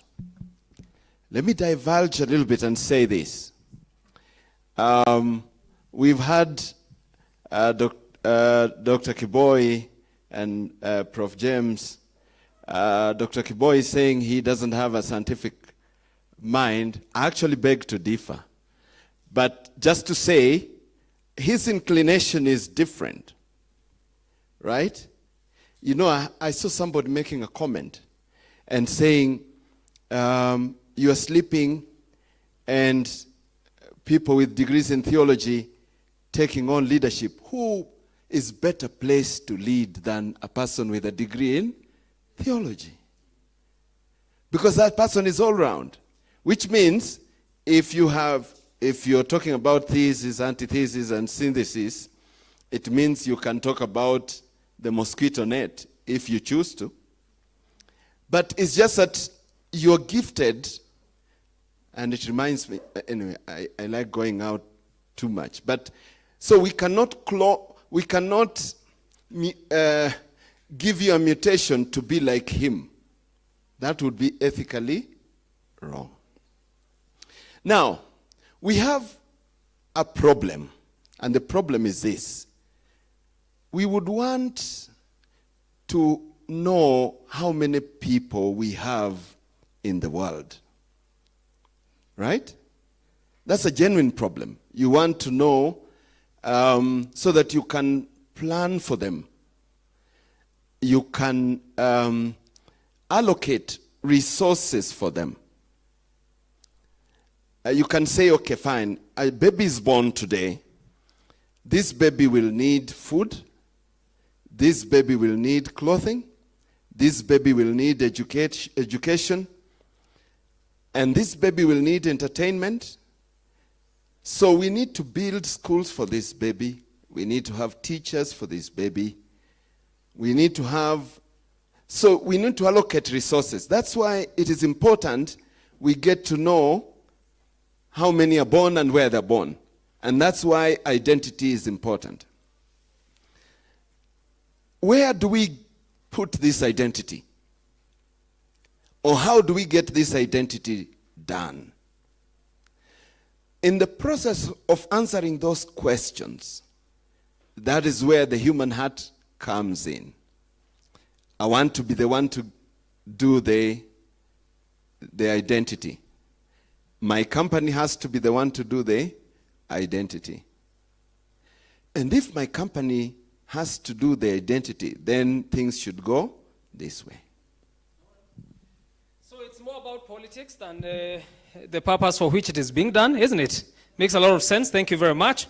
I have a question here, but before I request Bishop Mishuki to ask a question and I read this question, we are late deliberately. Don't worry about it. And we are requesting your indulgence to just allow us a few more minutes. We want to see how we go about this. We're trying to see whether we can finish the conference over before we go for lunch, so that after we go for lunch, we are done. All right? So we will invite Bishop Mishuki to ask his question, and then I'll read a question that I have here. Thank you. Thank you very much. It's working? Thank you very much. I think mine, it goes to the scientists who are just lined up here, and about technology and engineering. We are very lucky as a church to have such a kind of scholars and experts. But there is a word that's been going around, and the word is about reducing the population in Africa. I just want to challenge you, scientists. What are you doing to protect the population in Kenya? In terms of vaccinations, sometimes back we had, even the pads that are used by the young girls, they have effect. Even the ones that are used for the babies have effect. I'm posing this question to my brother, Bishop Dr. Maganda, and I don't think the explanation given to us is enough. It's not enough. Because why do I have to have a chip on my body for me to be known that I'm registered? What are we doing with the registration of births and deaths? To me, I think from this conference here, and we said we are going to make policies. We need to know which organization will be vetting those vaccinations, vaccines that are coming to the country. As we have poison and food, is it poison and food? Mm-hmm. Both. Mm-hmm. What are you going to do, my brother, Dr. Maganda, and your team, to make sure nothing bad comes to our country? So whatever comes to our country could be like just prevention, like polio we know, like we know other vaccines, but there are queer things that are coming to the country. Country, watch it out. God bless you. Thank you very much, Bishop. Who would like to take that question? Doc? Let me just say this. The IT guys, can you give me 2 Peter chapter 1 verse 4? If you can put it for me there. But I want to say this, that the academia, from the academia point of view, we look at evidence. We say, what is the evidence for what you're saying? And that is science, really. Science is not physics, mathematics. No. Science is the study of what happens around you, a systematic study, right? So the evidence is, for example, anyone who says the pads the girls are using have a certain effect, what is the evidence? Do you have any evidence? If we can develop evidence that there are those risks, not imagined risks, then we can use that as something that we can go against the government about. But so long as we don't have evidence, it's just hearsay. You know,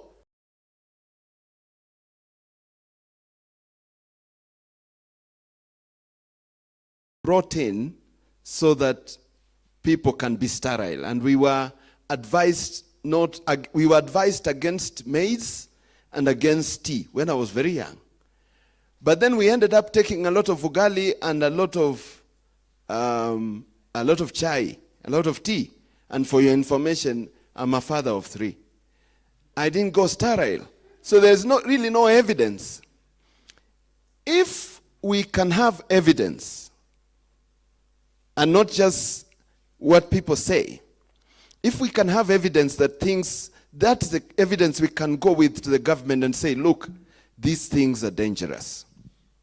However, no. I wanted 1 Peter chapter chapter 1, verse 4. So, what are we doing?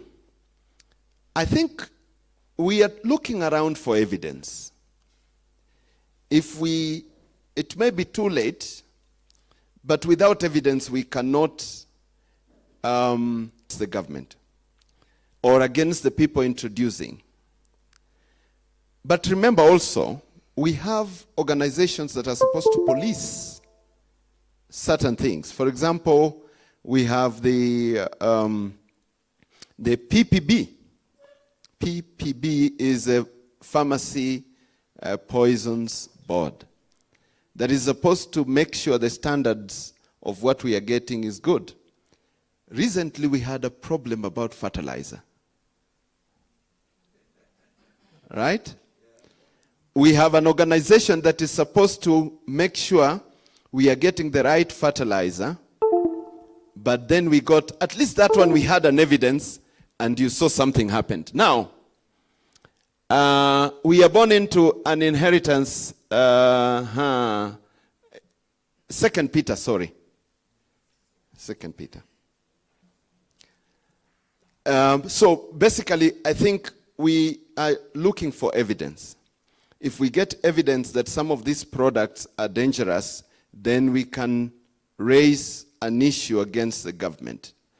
We are willing, and more than willing, to report anything that is unfair and risky to the consumers.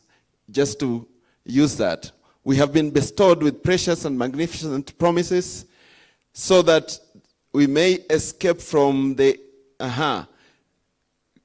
this translation. I was going to talk about the corruption that driven by lust. Most people who initiate some of these things, because of the corruption and because of the lust they have, that's why you can have thousands and thousands of bags of things that look like fertilizer and they are not fertilizer. Thank you very much. Thank you. It finally came, but came too late, but you can read it, isn't it? Let us appreciate Bishop once more. Infertility. Now, as you talk about that, I want to ask a question here that was from the floor. What is the stand of the church on test tube babies?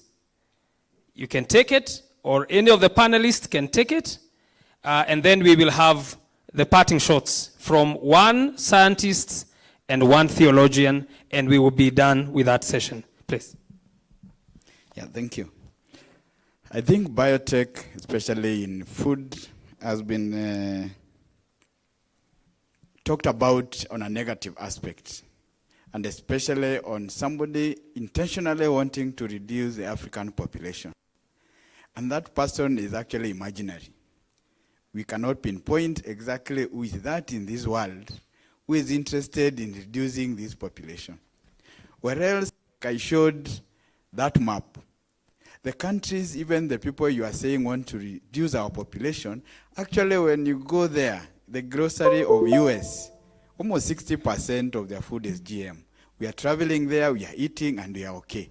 So they are not depopulating themselves. Why would the technology be depopulating Africa? So these are what we call conspiracy theories. And some people have perfectioned in creating all those and clips and all that, which are not true. And to confirm the things we do, of which I also forgot to, in Nigeria there is what is called credibility of the source. Personally, I'm born again. I've served in CITAM at the Deacon Board. Deacon Board is the highest level of governance in terms of administration of the church. So you are listening to somebody whose Christianity is at heart. I come from CITAM Gong, and in CITAM Gong I had the Christian education and discipleship, which is the main thing you are commissioned by God to do. So the information we are giving you, you can trust even the source. So in terms of people creating those conspiracy theories, they make us even have dreams. The same dreams even Nehemiah wants. If you look at the book of Nehemiah, there are several prophecies. And some of those people who came up with false prophecies actually are being cast there. Some of them were to die even within the same year. Because as religious leaders, we need to be very careful so that we don't pass prophecies that are misleading. Actually, Nehemiah says, because you have misled the people by your prophecy. So when you are not giving the right information, we are passing conspiracy theories. Actually, we are not attracting a blessing because we are misleading the people. So let us be careful. Let us see that God gives us the right dreams. Even in Nehemiah, he also says there's people who are dreaming. And they are dreaming as per what they have seen or they want. And we have ended up there. Dreaming and coming up with imaginations of things that are not there. They have no evidence. As Bishop has said. Thank you very much. Thank you. Thank you very much. Let us appreciate him. Now, the one who will do the parting shot is the one who will talk about test tube babies, and then we'll have one theologian, closing remark, and then we'll be done. You're the one? Okay. Look at this scenario.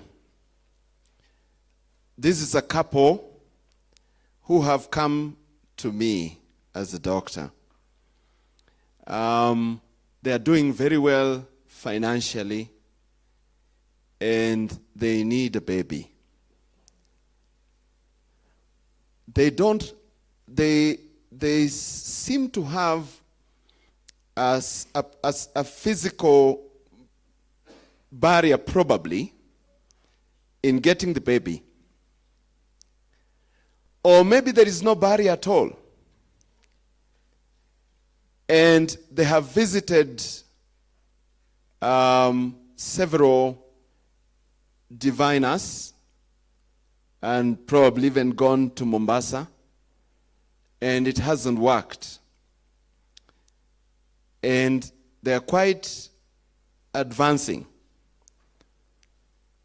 I had such a couple, and the lady, in fact, the wife at that point was 43 years, and it meant that after 43, the chances are done, are very slim.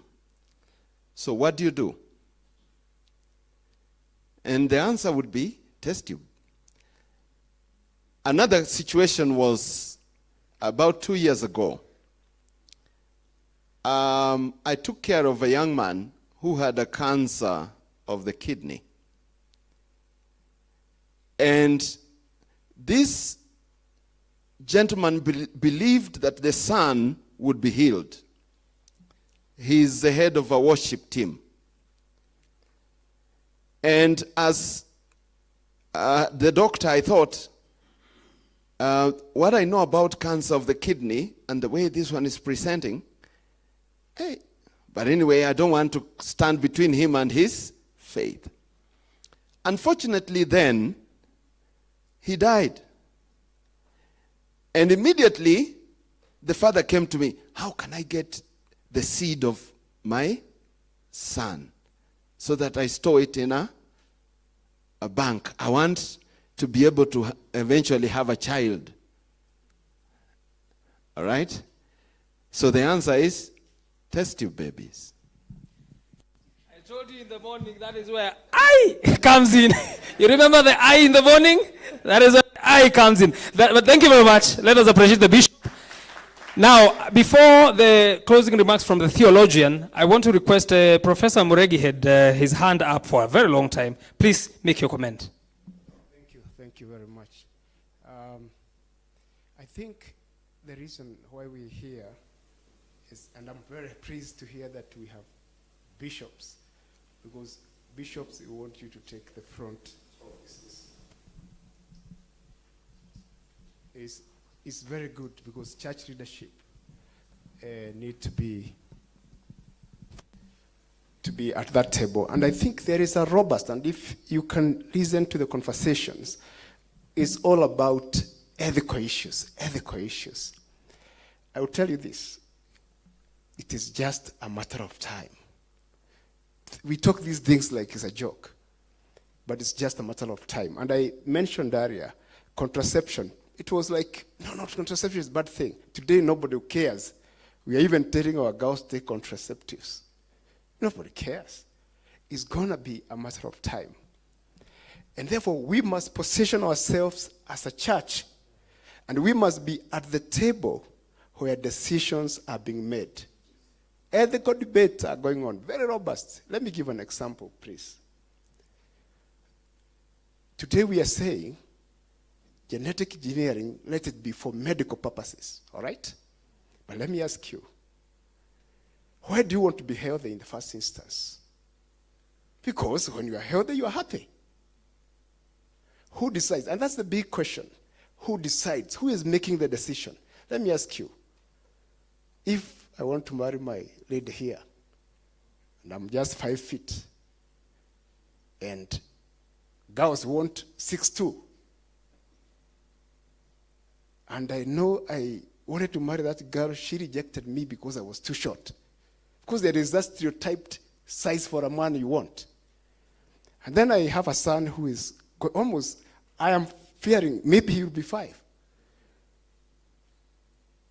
I say, no, I want to tailor-make my son, the way we are doing editing genes, so that he is not 5, he will be 6'2", because he will be happy. I don't want his heart to be broken the way mine was broken, because I married the, sorry to say this, not very beautiful girl in the village, because the most beautiful was taken away by the 6'2". I want my son to be happy. The question would be the happiness of being healthy, all right? Because you're using genetic engineering for healthy purposes. That's what people are saying, okay? And the happiness you get by marrying the girl you want, which happiness is bigger? Who measures the degree of happiness? Are you getting me? We just want to be happy. And therefore, this is the issue. There are going to be debates. Somebody, my brother mentioned, is about artificial womb. People I think it's a joke. It is there, it's not a joke. And the people who proposed it and who brought that science said, it was last year, it was a big debate, Horan and his team, and said, this is a very big medical breakthrough because we will never lose fetuses now, we can save it. Remove from the mother who is suffering and put it in the artificial womb and it will develop. But the truth of the matter is, very soon, it will be ubiquitous everywhere because the girl does not want to mess up with her shape. She will just do the test tube, put the fetus in the artificial womb, bingo, you have a baby. Why would you want to suffer? So these are the things. So I'm saying the church must be aware of these things. That's number one. The church must ask, who is deciding? And the church must be at the table where these decisions are being made. If it is Elon Musk and his billions, if it is Bezos and his billion, if it is Bill Gates and his billion, and the church is there, we will have a problem. So my parting shot is, let us equip ourselves with knowledge. Let us be there at the table of decision making. Because who decides, it matters. Thank you very much. Thank you, Professor. Let us appreciate him. Thank you very much. Dagetari. Now, as you do that, there's a question that have been asked here about ethical issues around vasectomy. So probably you could also touch on that now that you have taken the mic. Now, I just want to take you up on that. You see, some of these decisions are political. If you don't know, there is a calculated move to get the church out of many decisions. And they're using the political arm, if you didn't know that. Now, if the political arm is used to get the church out, it becomes very difficult. So maybe the angle the church can take is to empower the consumers so that it's an individual who makes a solid decision. So if all individuals are empowered, and that's what the church should really do, to make good decisions, then obviously whatever the political class decides based on the money, because they're the ones who want to control, it will be difficult. Vasectomy is one way of contraception. So you cannot support tubal ligation for the women and not support vasectomy. It will not reduce your performance as a man.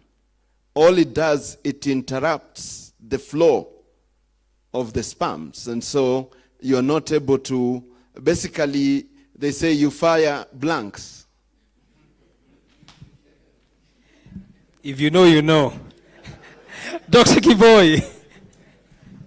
Thank you very much. These are very exhilarating revelations.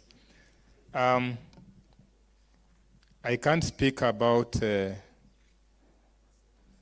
those very high technological knowledge, but I think you have given me just an opportunity to make my parting shot. As we began from yesterday up to this day, as a theologian, I've been listening. But one thing that keeps ringing in faith and science is the question of the way we read our scriptures, our holy scriptures. Be you a Muslim or a Christian. In Christian theology, we have so many hermeneutics, or ways in which we interpret the scriptures. There are those who believe that the Bible says what it says, and it means what it says, and therefore they take a trajectory where is the sovereignty of God. God has spoken, and we cannot say otherwise. But that is only if we fear asking God questions and writing the right questions. So, whichever hermeneutics you take, in my perspective, leads to some kind of doctrines. And these doctrines could be crooked or good, whichever. Whether you take hermeneutics of suspicion or hermeneutics of trust, you'll end up with a doctrine.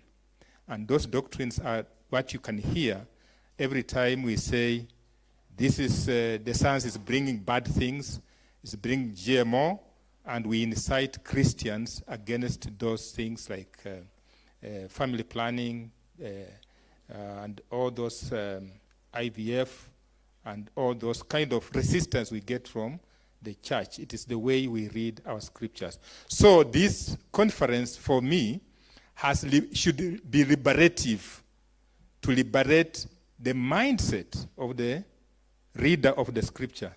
Whether you are reading the Christian scriptures or the Islamic scriptures or whichever tradition you come from, this conference has been a liberation tool, and that God reveals himself in various ways, including science. Thank you. Thank you very much. Let us appreciate him, and let us appreciate this panel. Have they done a good job? Thank you very much. Now we want to request them to take their seats back. Please appreciate them as they sit down. They have done an incredible job.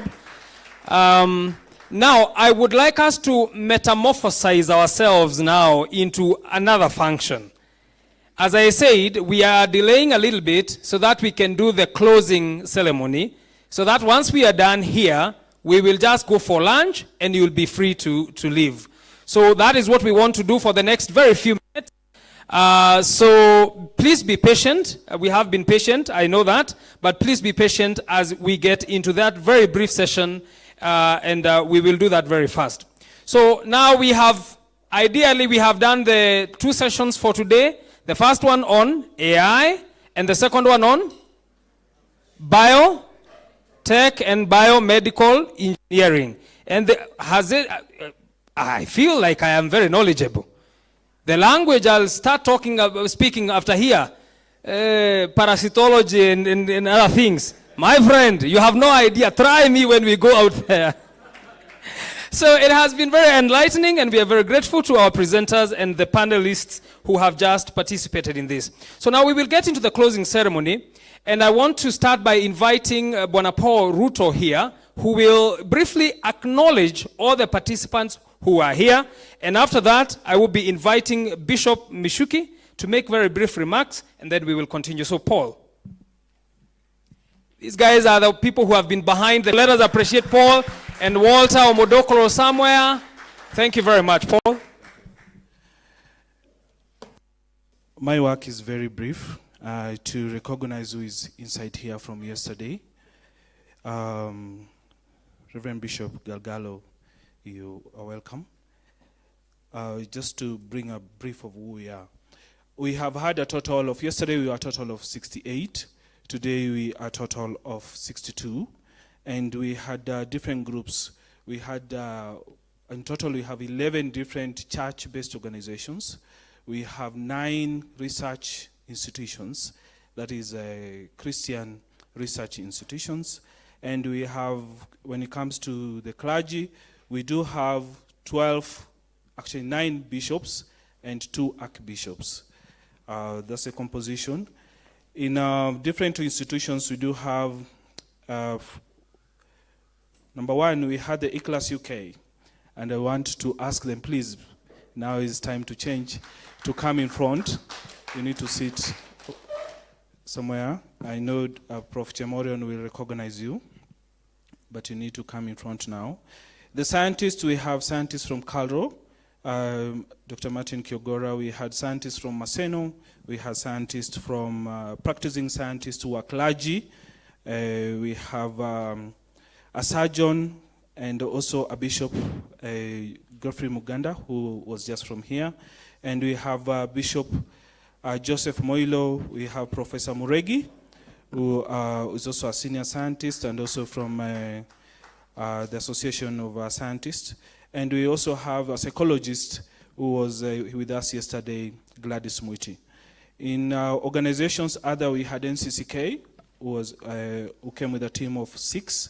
We had the Society of, led by the chair of the board, Bernard Boyo, who was here. The canvas of St. Paul's University Virtual Campus. We find ourselves at the epicenter of a transformative educational landscape. Envision a space where ideas seamlessly transition into a monarchy of possibilities.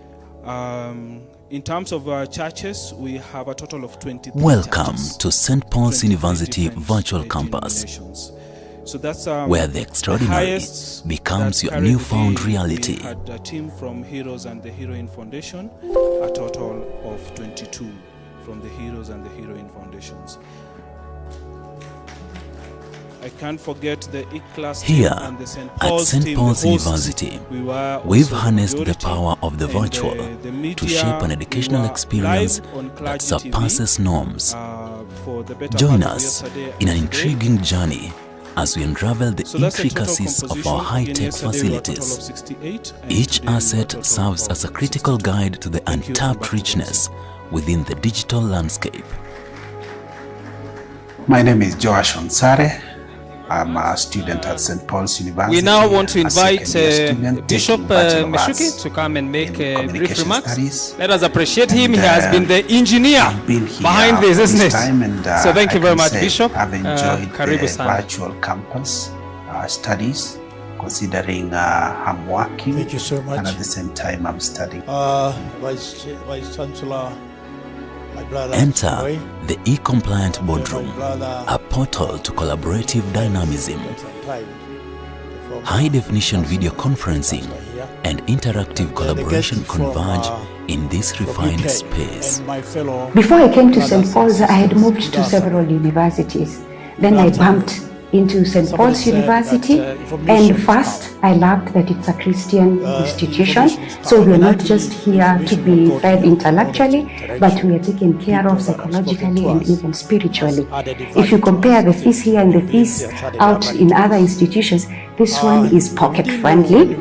We are so excited today to join as a University Council members and the management team of the university to see this exciting moment God has given us on leveraging technology and the amount of facilities that has been mounted for e-learning and virtual learning. And now in this space where we are today is the studio where recording can happen. this is a great opportunity for us to propel St. Paul's University to match the universities of the world. The virtual campus serves as a gateway to a new era of learning. And the request I have from most of we are saying For more information, call us on 0701 079 406 or 0728 669 000. You can also write an email to admissions@spu.ac.ke. We have campuses in Limuru, Nairobi, and Nakuru.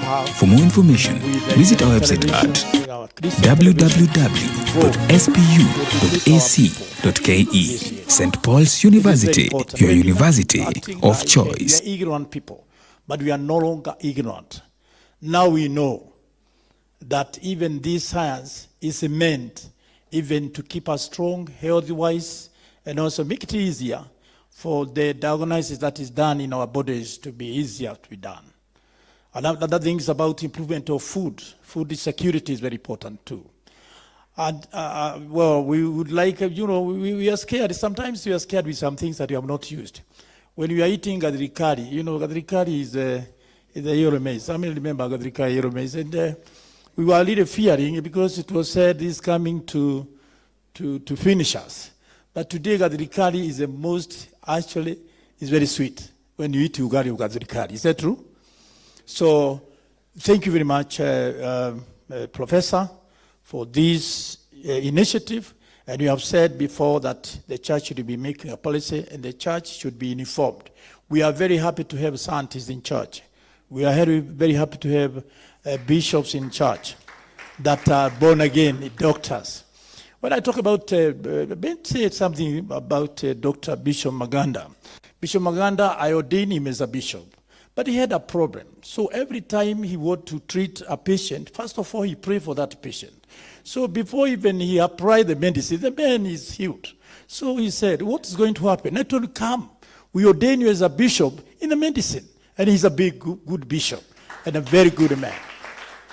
So to me, I'm very happy, Professor, and the Kenya National Congress of Pentecostal Churches, which really have 47 counties represented, and heroes and heroines of Faith Foundation, we are ready to continue working with this university. Thank you very much, and God bless you. Thank you once again, Bishop Meshuki, for your contribution towards this conference and making it happen. We are very, very grateful. We now want to hear very brief remarks about Eclas. And I can see my former boss here, the Right Reverend Professor Joseph Denge Galgalo. It is always a pleasure to have you here in this university. I'm as if you're one of St. Paul's. Yeah, they actually have decided to respond with clapping appreciation. We are honored to have you here. And I want to invite the DVCAA, Professor Chemorian, who will make brief remarks on Eclas, and invite Professor Galgalo, who will do the closing remarks and who will close the conference officially. Karibu, Prof. Thank you. Our guest of honor this afternoon, the Right Reverend Professor Galgalo, and eminent speakers present here, all of us, good afternoon. Mine is just to summarize. I can see I just need to summarize what Eclas is so that we can start ticking off what we have been able to achieve. Eclas stands for Leadership in an Age of Science. And this is a global initiative. And we are present here in Africa. St. Paul's is the hub, and I am the director. We have the UK hub, and our colleagues from UK are present here. They will just say hello as they are about to leave. We have Eclas India at United Theological College, Bangalore, and Eclas Singapore, and Eclas Poland. And we have one question, one research question. How does a context present opportunities and challenges for equipping Christian leadership in an age of science. We have 5 key areas of research. The first one is to carry out a research on attitudes of church leaders to science. And then we also have a research on narratives of church leaders. What are they saying about science? And then we are also focusing on theological frameworks. How do we have this conversation theologically focused? Number 2 then is to do a research on scientists within congregations. We are interested in giving voice or hearing the voices of scientists that are present within congregations. And this afternoon we have heard them. We have heard doctors and the bishop and who are practicing, they are Christians but also practicing scientists. We want them to speak louder so that the churches can appreciate what science is. Our next level of engagement would be science for seminarians. We don't want to stop here. We want to develop curricula that would be used to teach our pastors in colleges on how to engage issues that are scientific in nature. And finally, our other interest is to come up with the policy initiatives. And I've been listening here and hearing and the term context, who are the drivers, the political, socio-economic, and all those contexts. They are very important. But at the end of the day, we must find ourselves at the table of policy making so that we initiate right change in our societies. And so thank you very much for those who have participated in presenting keynote papers. This was just introduction. We are mapping out how we are going to extend time for that. I wasn't meant to speak more, but you can say that we'll engage you. We will continue following up on you, writing and inviting you on conferences. Most of it will be virtual, and that's how we want to go. We want to out the whole of Africa and bring science to the service of faith. And now it is my privilege in honor to introduce to us our guest, our chief guest for this afternoon. But before I do that, let me just bring the greetings of our Vice Chancellor. He has just called me a few minutes ago to say he really would have wished to be here, but he could not make it for reasons beyond his control. But he is with us in spirit. He was here yesterday. He had intended to be here, but he couldn't make it. But he has conveyed his appreciation for all of us here, and especially those who are in his circles, those who are vice chancellors, like Professor Kiambi, who has been here. Please feel appreciated and received. Actually, he has extended an invitation that you go to his office and sign the book. There was also a DVC from Mount Kenya University, and many other were the top leadership in the universities. Feel appreciated by our own Vice Chancellor. He will not be able to be with us here, but he has really appreciated your coming. And our colleagues from UK, you'll have a chance to say hello towards the end. But for now, the person I want to introduce here is a person of many, many hats. For us at St. Paul's here, we have known him as our former boss, as Reverend Kirinya has put it. But he is a bishop. He is Right Reverend. He is a canon. Now, I'm not Anglican. He is a Reverend Canon Professor Joseph Kalgalo. Right Reverend, isn't it? Be helping me. Professor Joseph Kalgalo. Sometimes we don't need to edit his. Then, he's a former immediate Vice Chancellor of St. Paul's University. He has a history of this institution. He studied here. Actually, he used to watch TV here with us sometimes. He knows it. But he has other hats. He is an assistant bishop of Nairobi Diocese, and All Saints Diocese, thank you. And he is also a president of many other initiatives. And he is a key member of, there was this one, the one that they presented here, the one of Professor Boyo, CSAC. Yes, so they recognize him there. He is the patron. And many others that I won't say now. But I know one thing, that he is heading an initiative very, very close to what we are doing in Eclas. And that is the initiative for Anglican Communion Science Commission. He is driving it for the whole world. He has had a lot of conferences on this very, very initiative, only that he is focused on Anglicans to give them direction. Because you can see a lot of things have been happening in Anglican Church, but he's there to give them direction. And so we have welcomed him here to make his remarks, to give us something about what he's doing within that organization. And also he'll be closing for us this session officially, as he'll be directed by our MC. So ladies and gentlemen, help me welcome the Right Reverend Professor Joseph Galgalo. Thank you, sir. Speak to us. Thank you. Thank you so much, Prof. Really appreciate that. I greet you all. Good afternoon. Allow me to directly get into making a few remarks in appreciation that from the sense I'm getting, we may not have much time here. I apologize that, Prof, although you invited me to be part of this for 2 days, I wasn't able to join you. And because I haven't been part of the conversations here, I would not have the benefit of making these closing remarks, as may be expected to be directly relevant to what may have gone on here.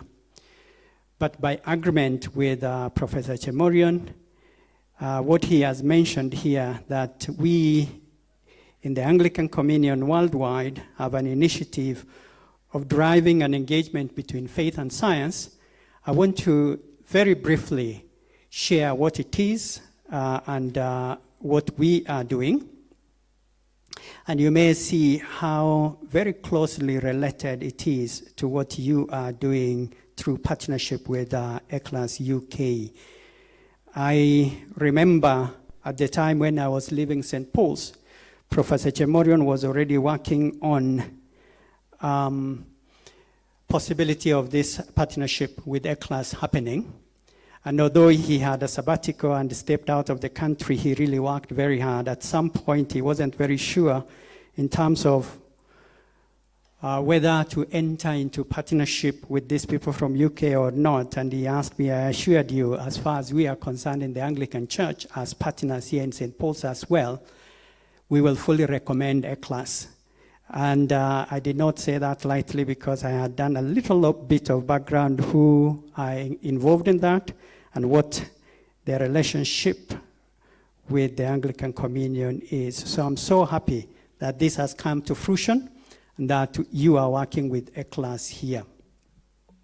With us in the Anglican Communion, we have a similar project with an acronym ATLAS, Anglican Thought Leaders Around Science. This is a project of the Anglican Communion Science Commission, and its focus is limited to two things. One,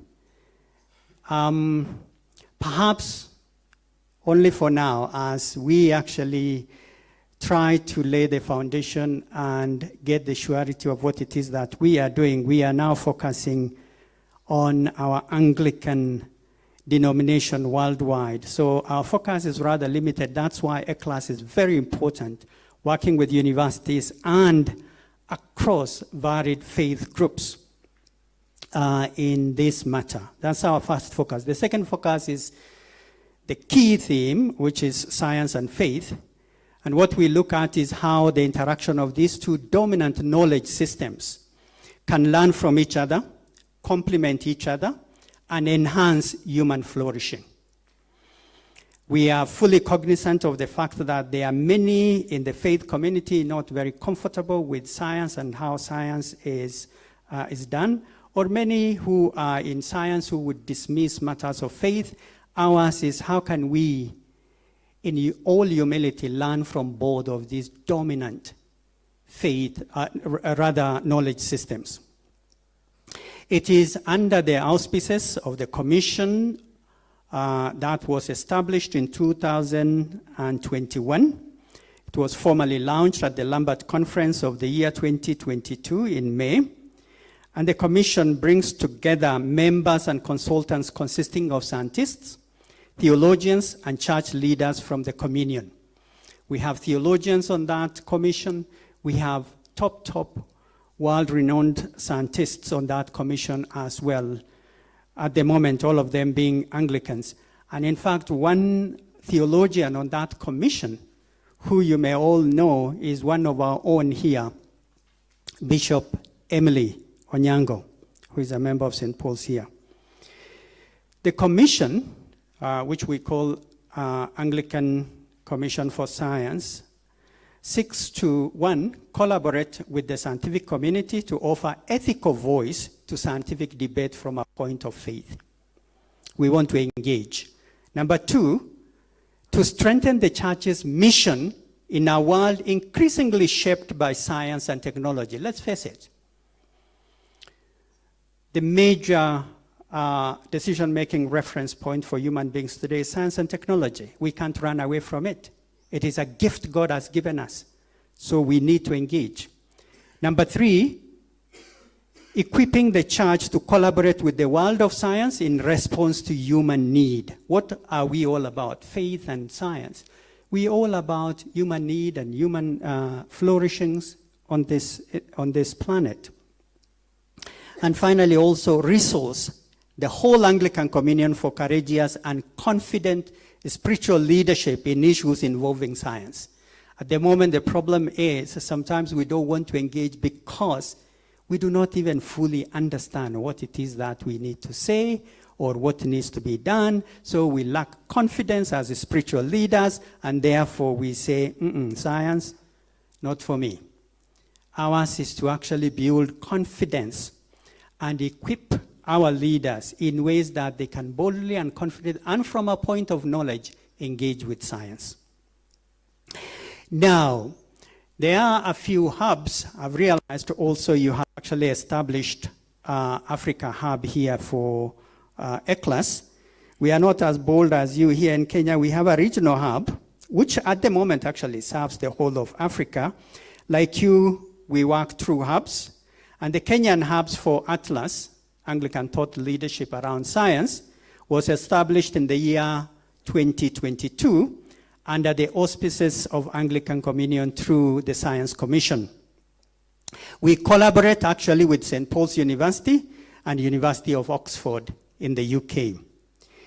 And this, our hub, serves as a regional hub providing leadership at the moment to Africa. What do? We have 4 tracks in terms of how we work. The tracks are interrelated. They include, 1, Anglican thought leaders, mainly bishops, the top leadership of the Anglican Church. 2, scientists in our congregations, top scientists who are faith people. At the moment, we are dealing with those who are also men and women of faith, and there are many scientists who are people of faith. 3, theologians, and particularly theological educators.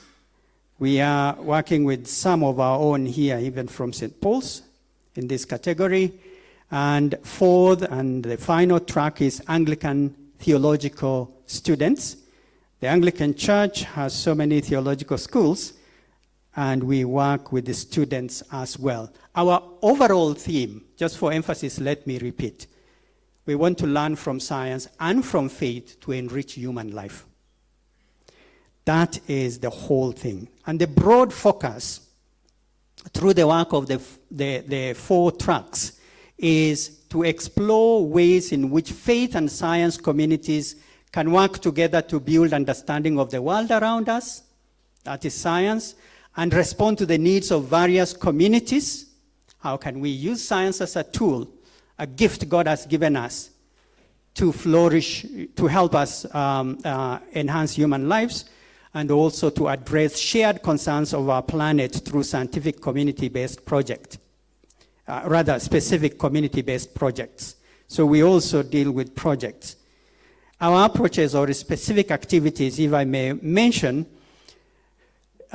shares a lot of similarities with what Eclas does. One of the things is workshops or consultations. For each of the 4 tracks, we have one annually that we do. We also do baseline surveys in areas of progress in science and faith. We just keep tabs on what is the latest in science and what is the latest in faith. And those surveys particularly focus on, one, gathering views on matters of science and faith. I've heard him actually mention something very similar of what are the thoughts of Eclas about leaders' thoughts on science. Number 2, how science may complement faith in enriching human life. And thirdly, how learning from varied and dominant knowledge systems are utilized among different communities of faith. There's so much science that we apply without knowing the basics of how it works that we use. For example, in Kenya today, I think everyone will have a smartphone or something, and they would know how to use it. That is science. It's amazing technologies that we can master and use it to make our lives easy and all that. And we engage with targeted groups. One of these target groups is clergy, true thought leaders, the bishops. That's why we actually begin with them. Scientists with theologians together, scientists with select groups in congregations. We have groups actually in congregations that are scientists-led. Theological symposiums with theological educators and theological students as well. The expected outcome overall now is community engagement through varied tracks, these tracks that we actually have, for identification, adaptation, and application of behavioral changing benefits. I know you may have actually discussed this. Let me not get into details, but things like climate adaptation, smart agriculture, green energy, e-commerce, mobile money transfer, improved livelihoods, and all this are part of our concerns that we at the moment are looking at. And specifically, we also do research, and the major areas of concern at the moment is, let me mention 4. 1 is basic surveys in trends in scientific knowledge, which I had already mentioned, as well as faith dynamics, how faith actually evolves or people understand their beliefs and apply them, how contextual realities such as climate crisis, food security, human conflict, knowledge-based economy impact life on Earth. The other thing we do, and this is the main thing that I think men and women of faith can bring to the table, is how ethics is or could be applied in different knowledge systems and in the use of products.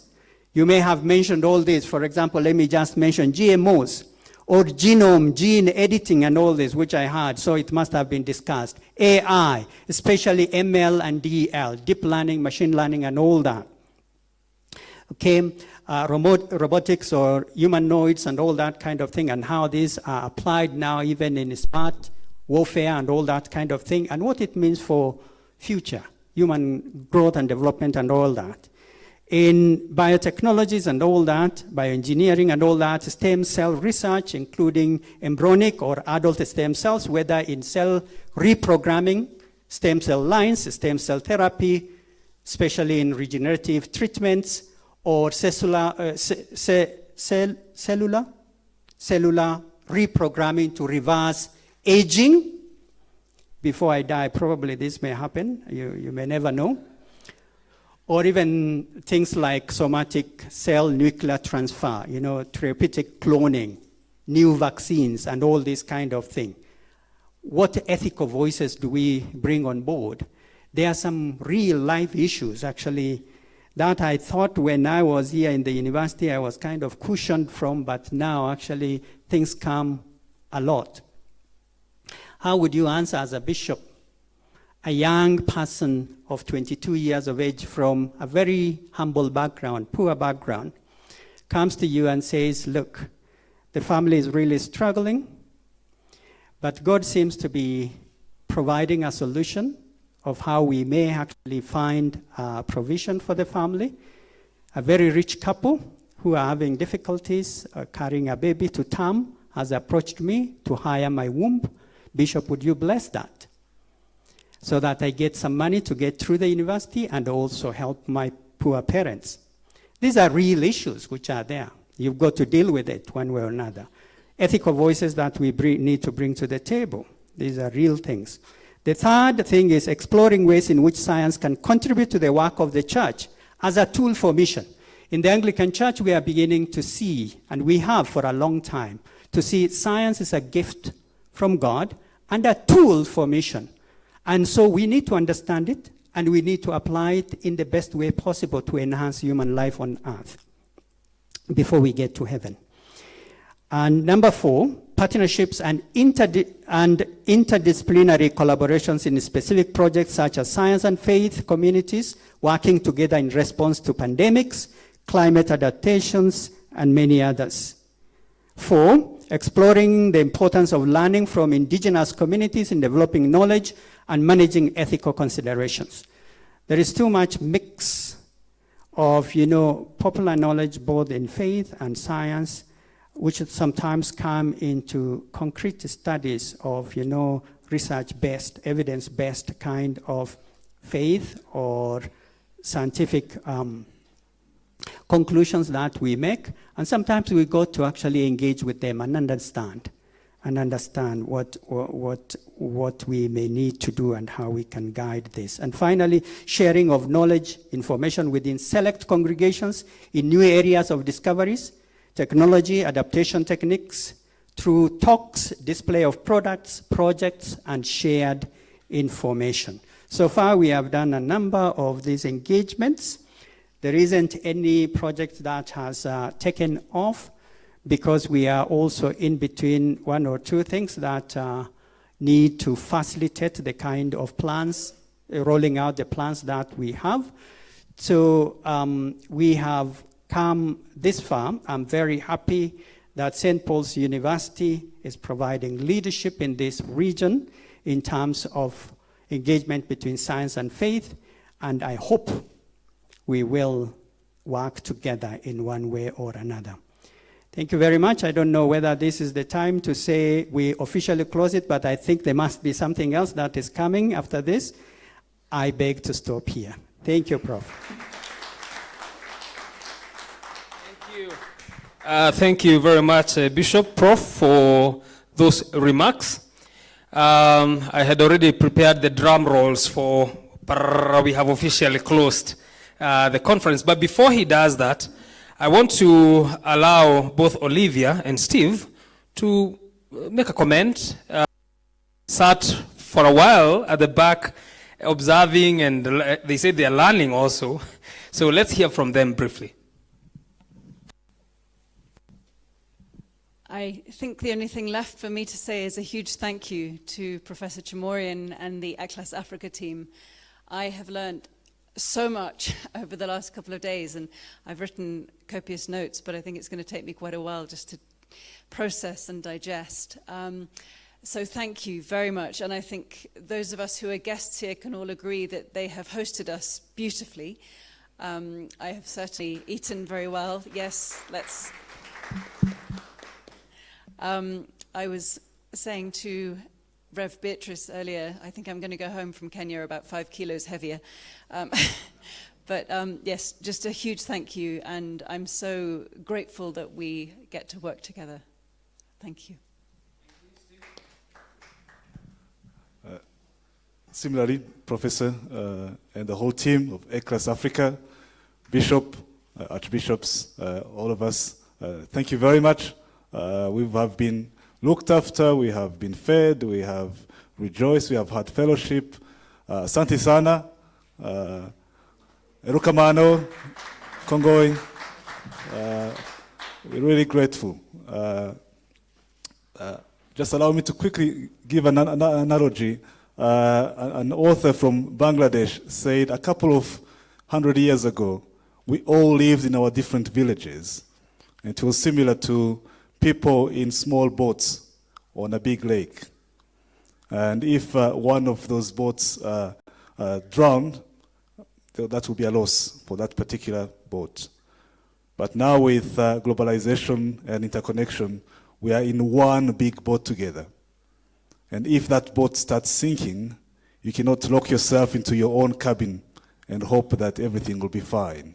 Because this is the world we share, whether it is through climate change, AI, biotechnology, and so on. We all share in this. So let us really work together to think, what does God want us to do together? And can I please close with this African proverb from the western side of Africa? Wisdom is like a baobab tree. No one person can embrace it. So let us learn together, teach one another, and journey together. So thank you very much. God bless you. Thank you very much. I have had time to interact with both Olivia Wajiro Rathbone and Steve Wainaina Muneza. They are Kenyans. These are Kenyans. In the lively canvas of St. Paul's University Virtual Campus, we find ourselves at the epicenter of a transformative educational landscape. Envision a space where ideas seamlessly transition into a monarchy of possibilities. Welcome to St. Paul's University Virtual Campus, where the extraordinary becomes your newfound reality.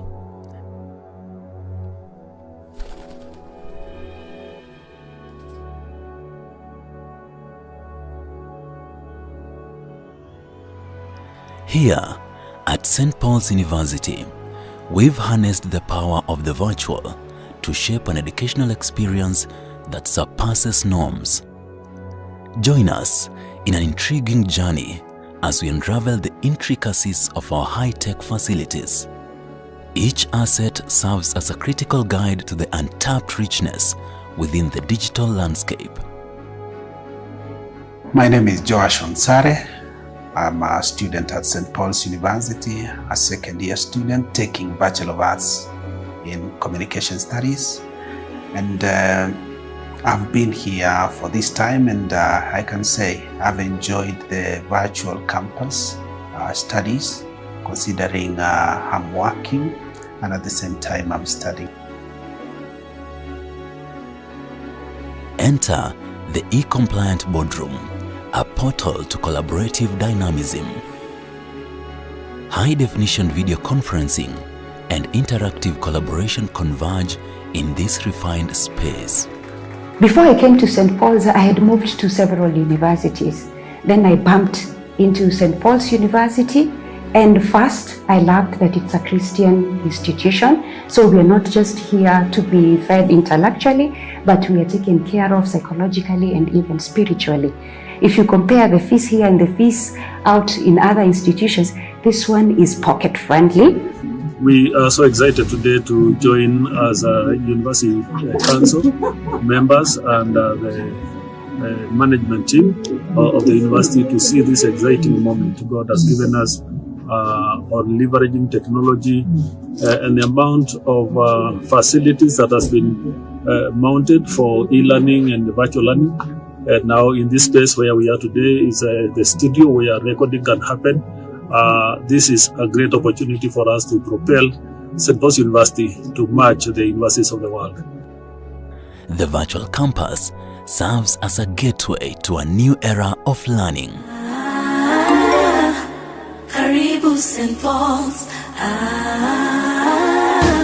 Elimu bora St. Paul's. For more information, call us on 0701 079 406 or 0728 669 000. You can also write an email to admissions@spu.ac.ke. We have campuses in Limuru, Nairobi, and Nakuru. For more information, visit our website at www.spu.ac.ke. St. Paul's University, your university of choice.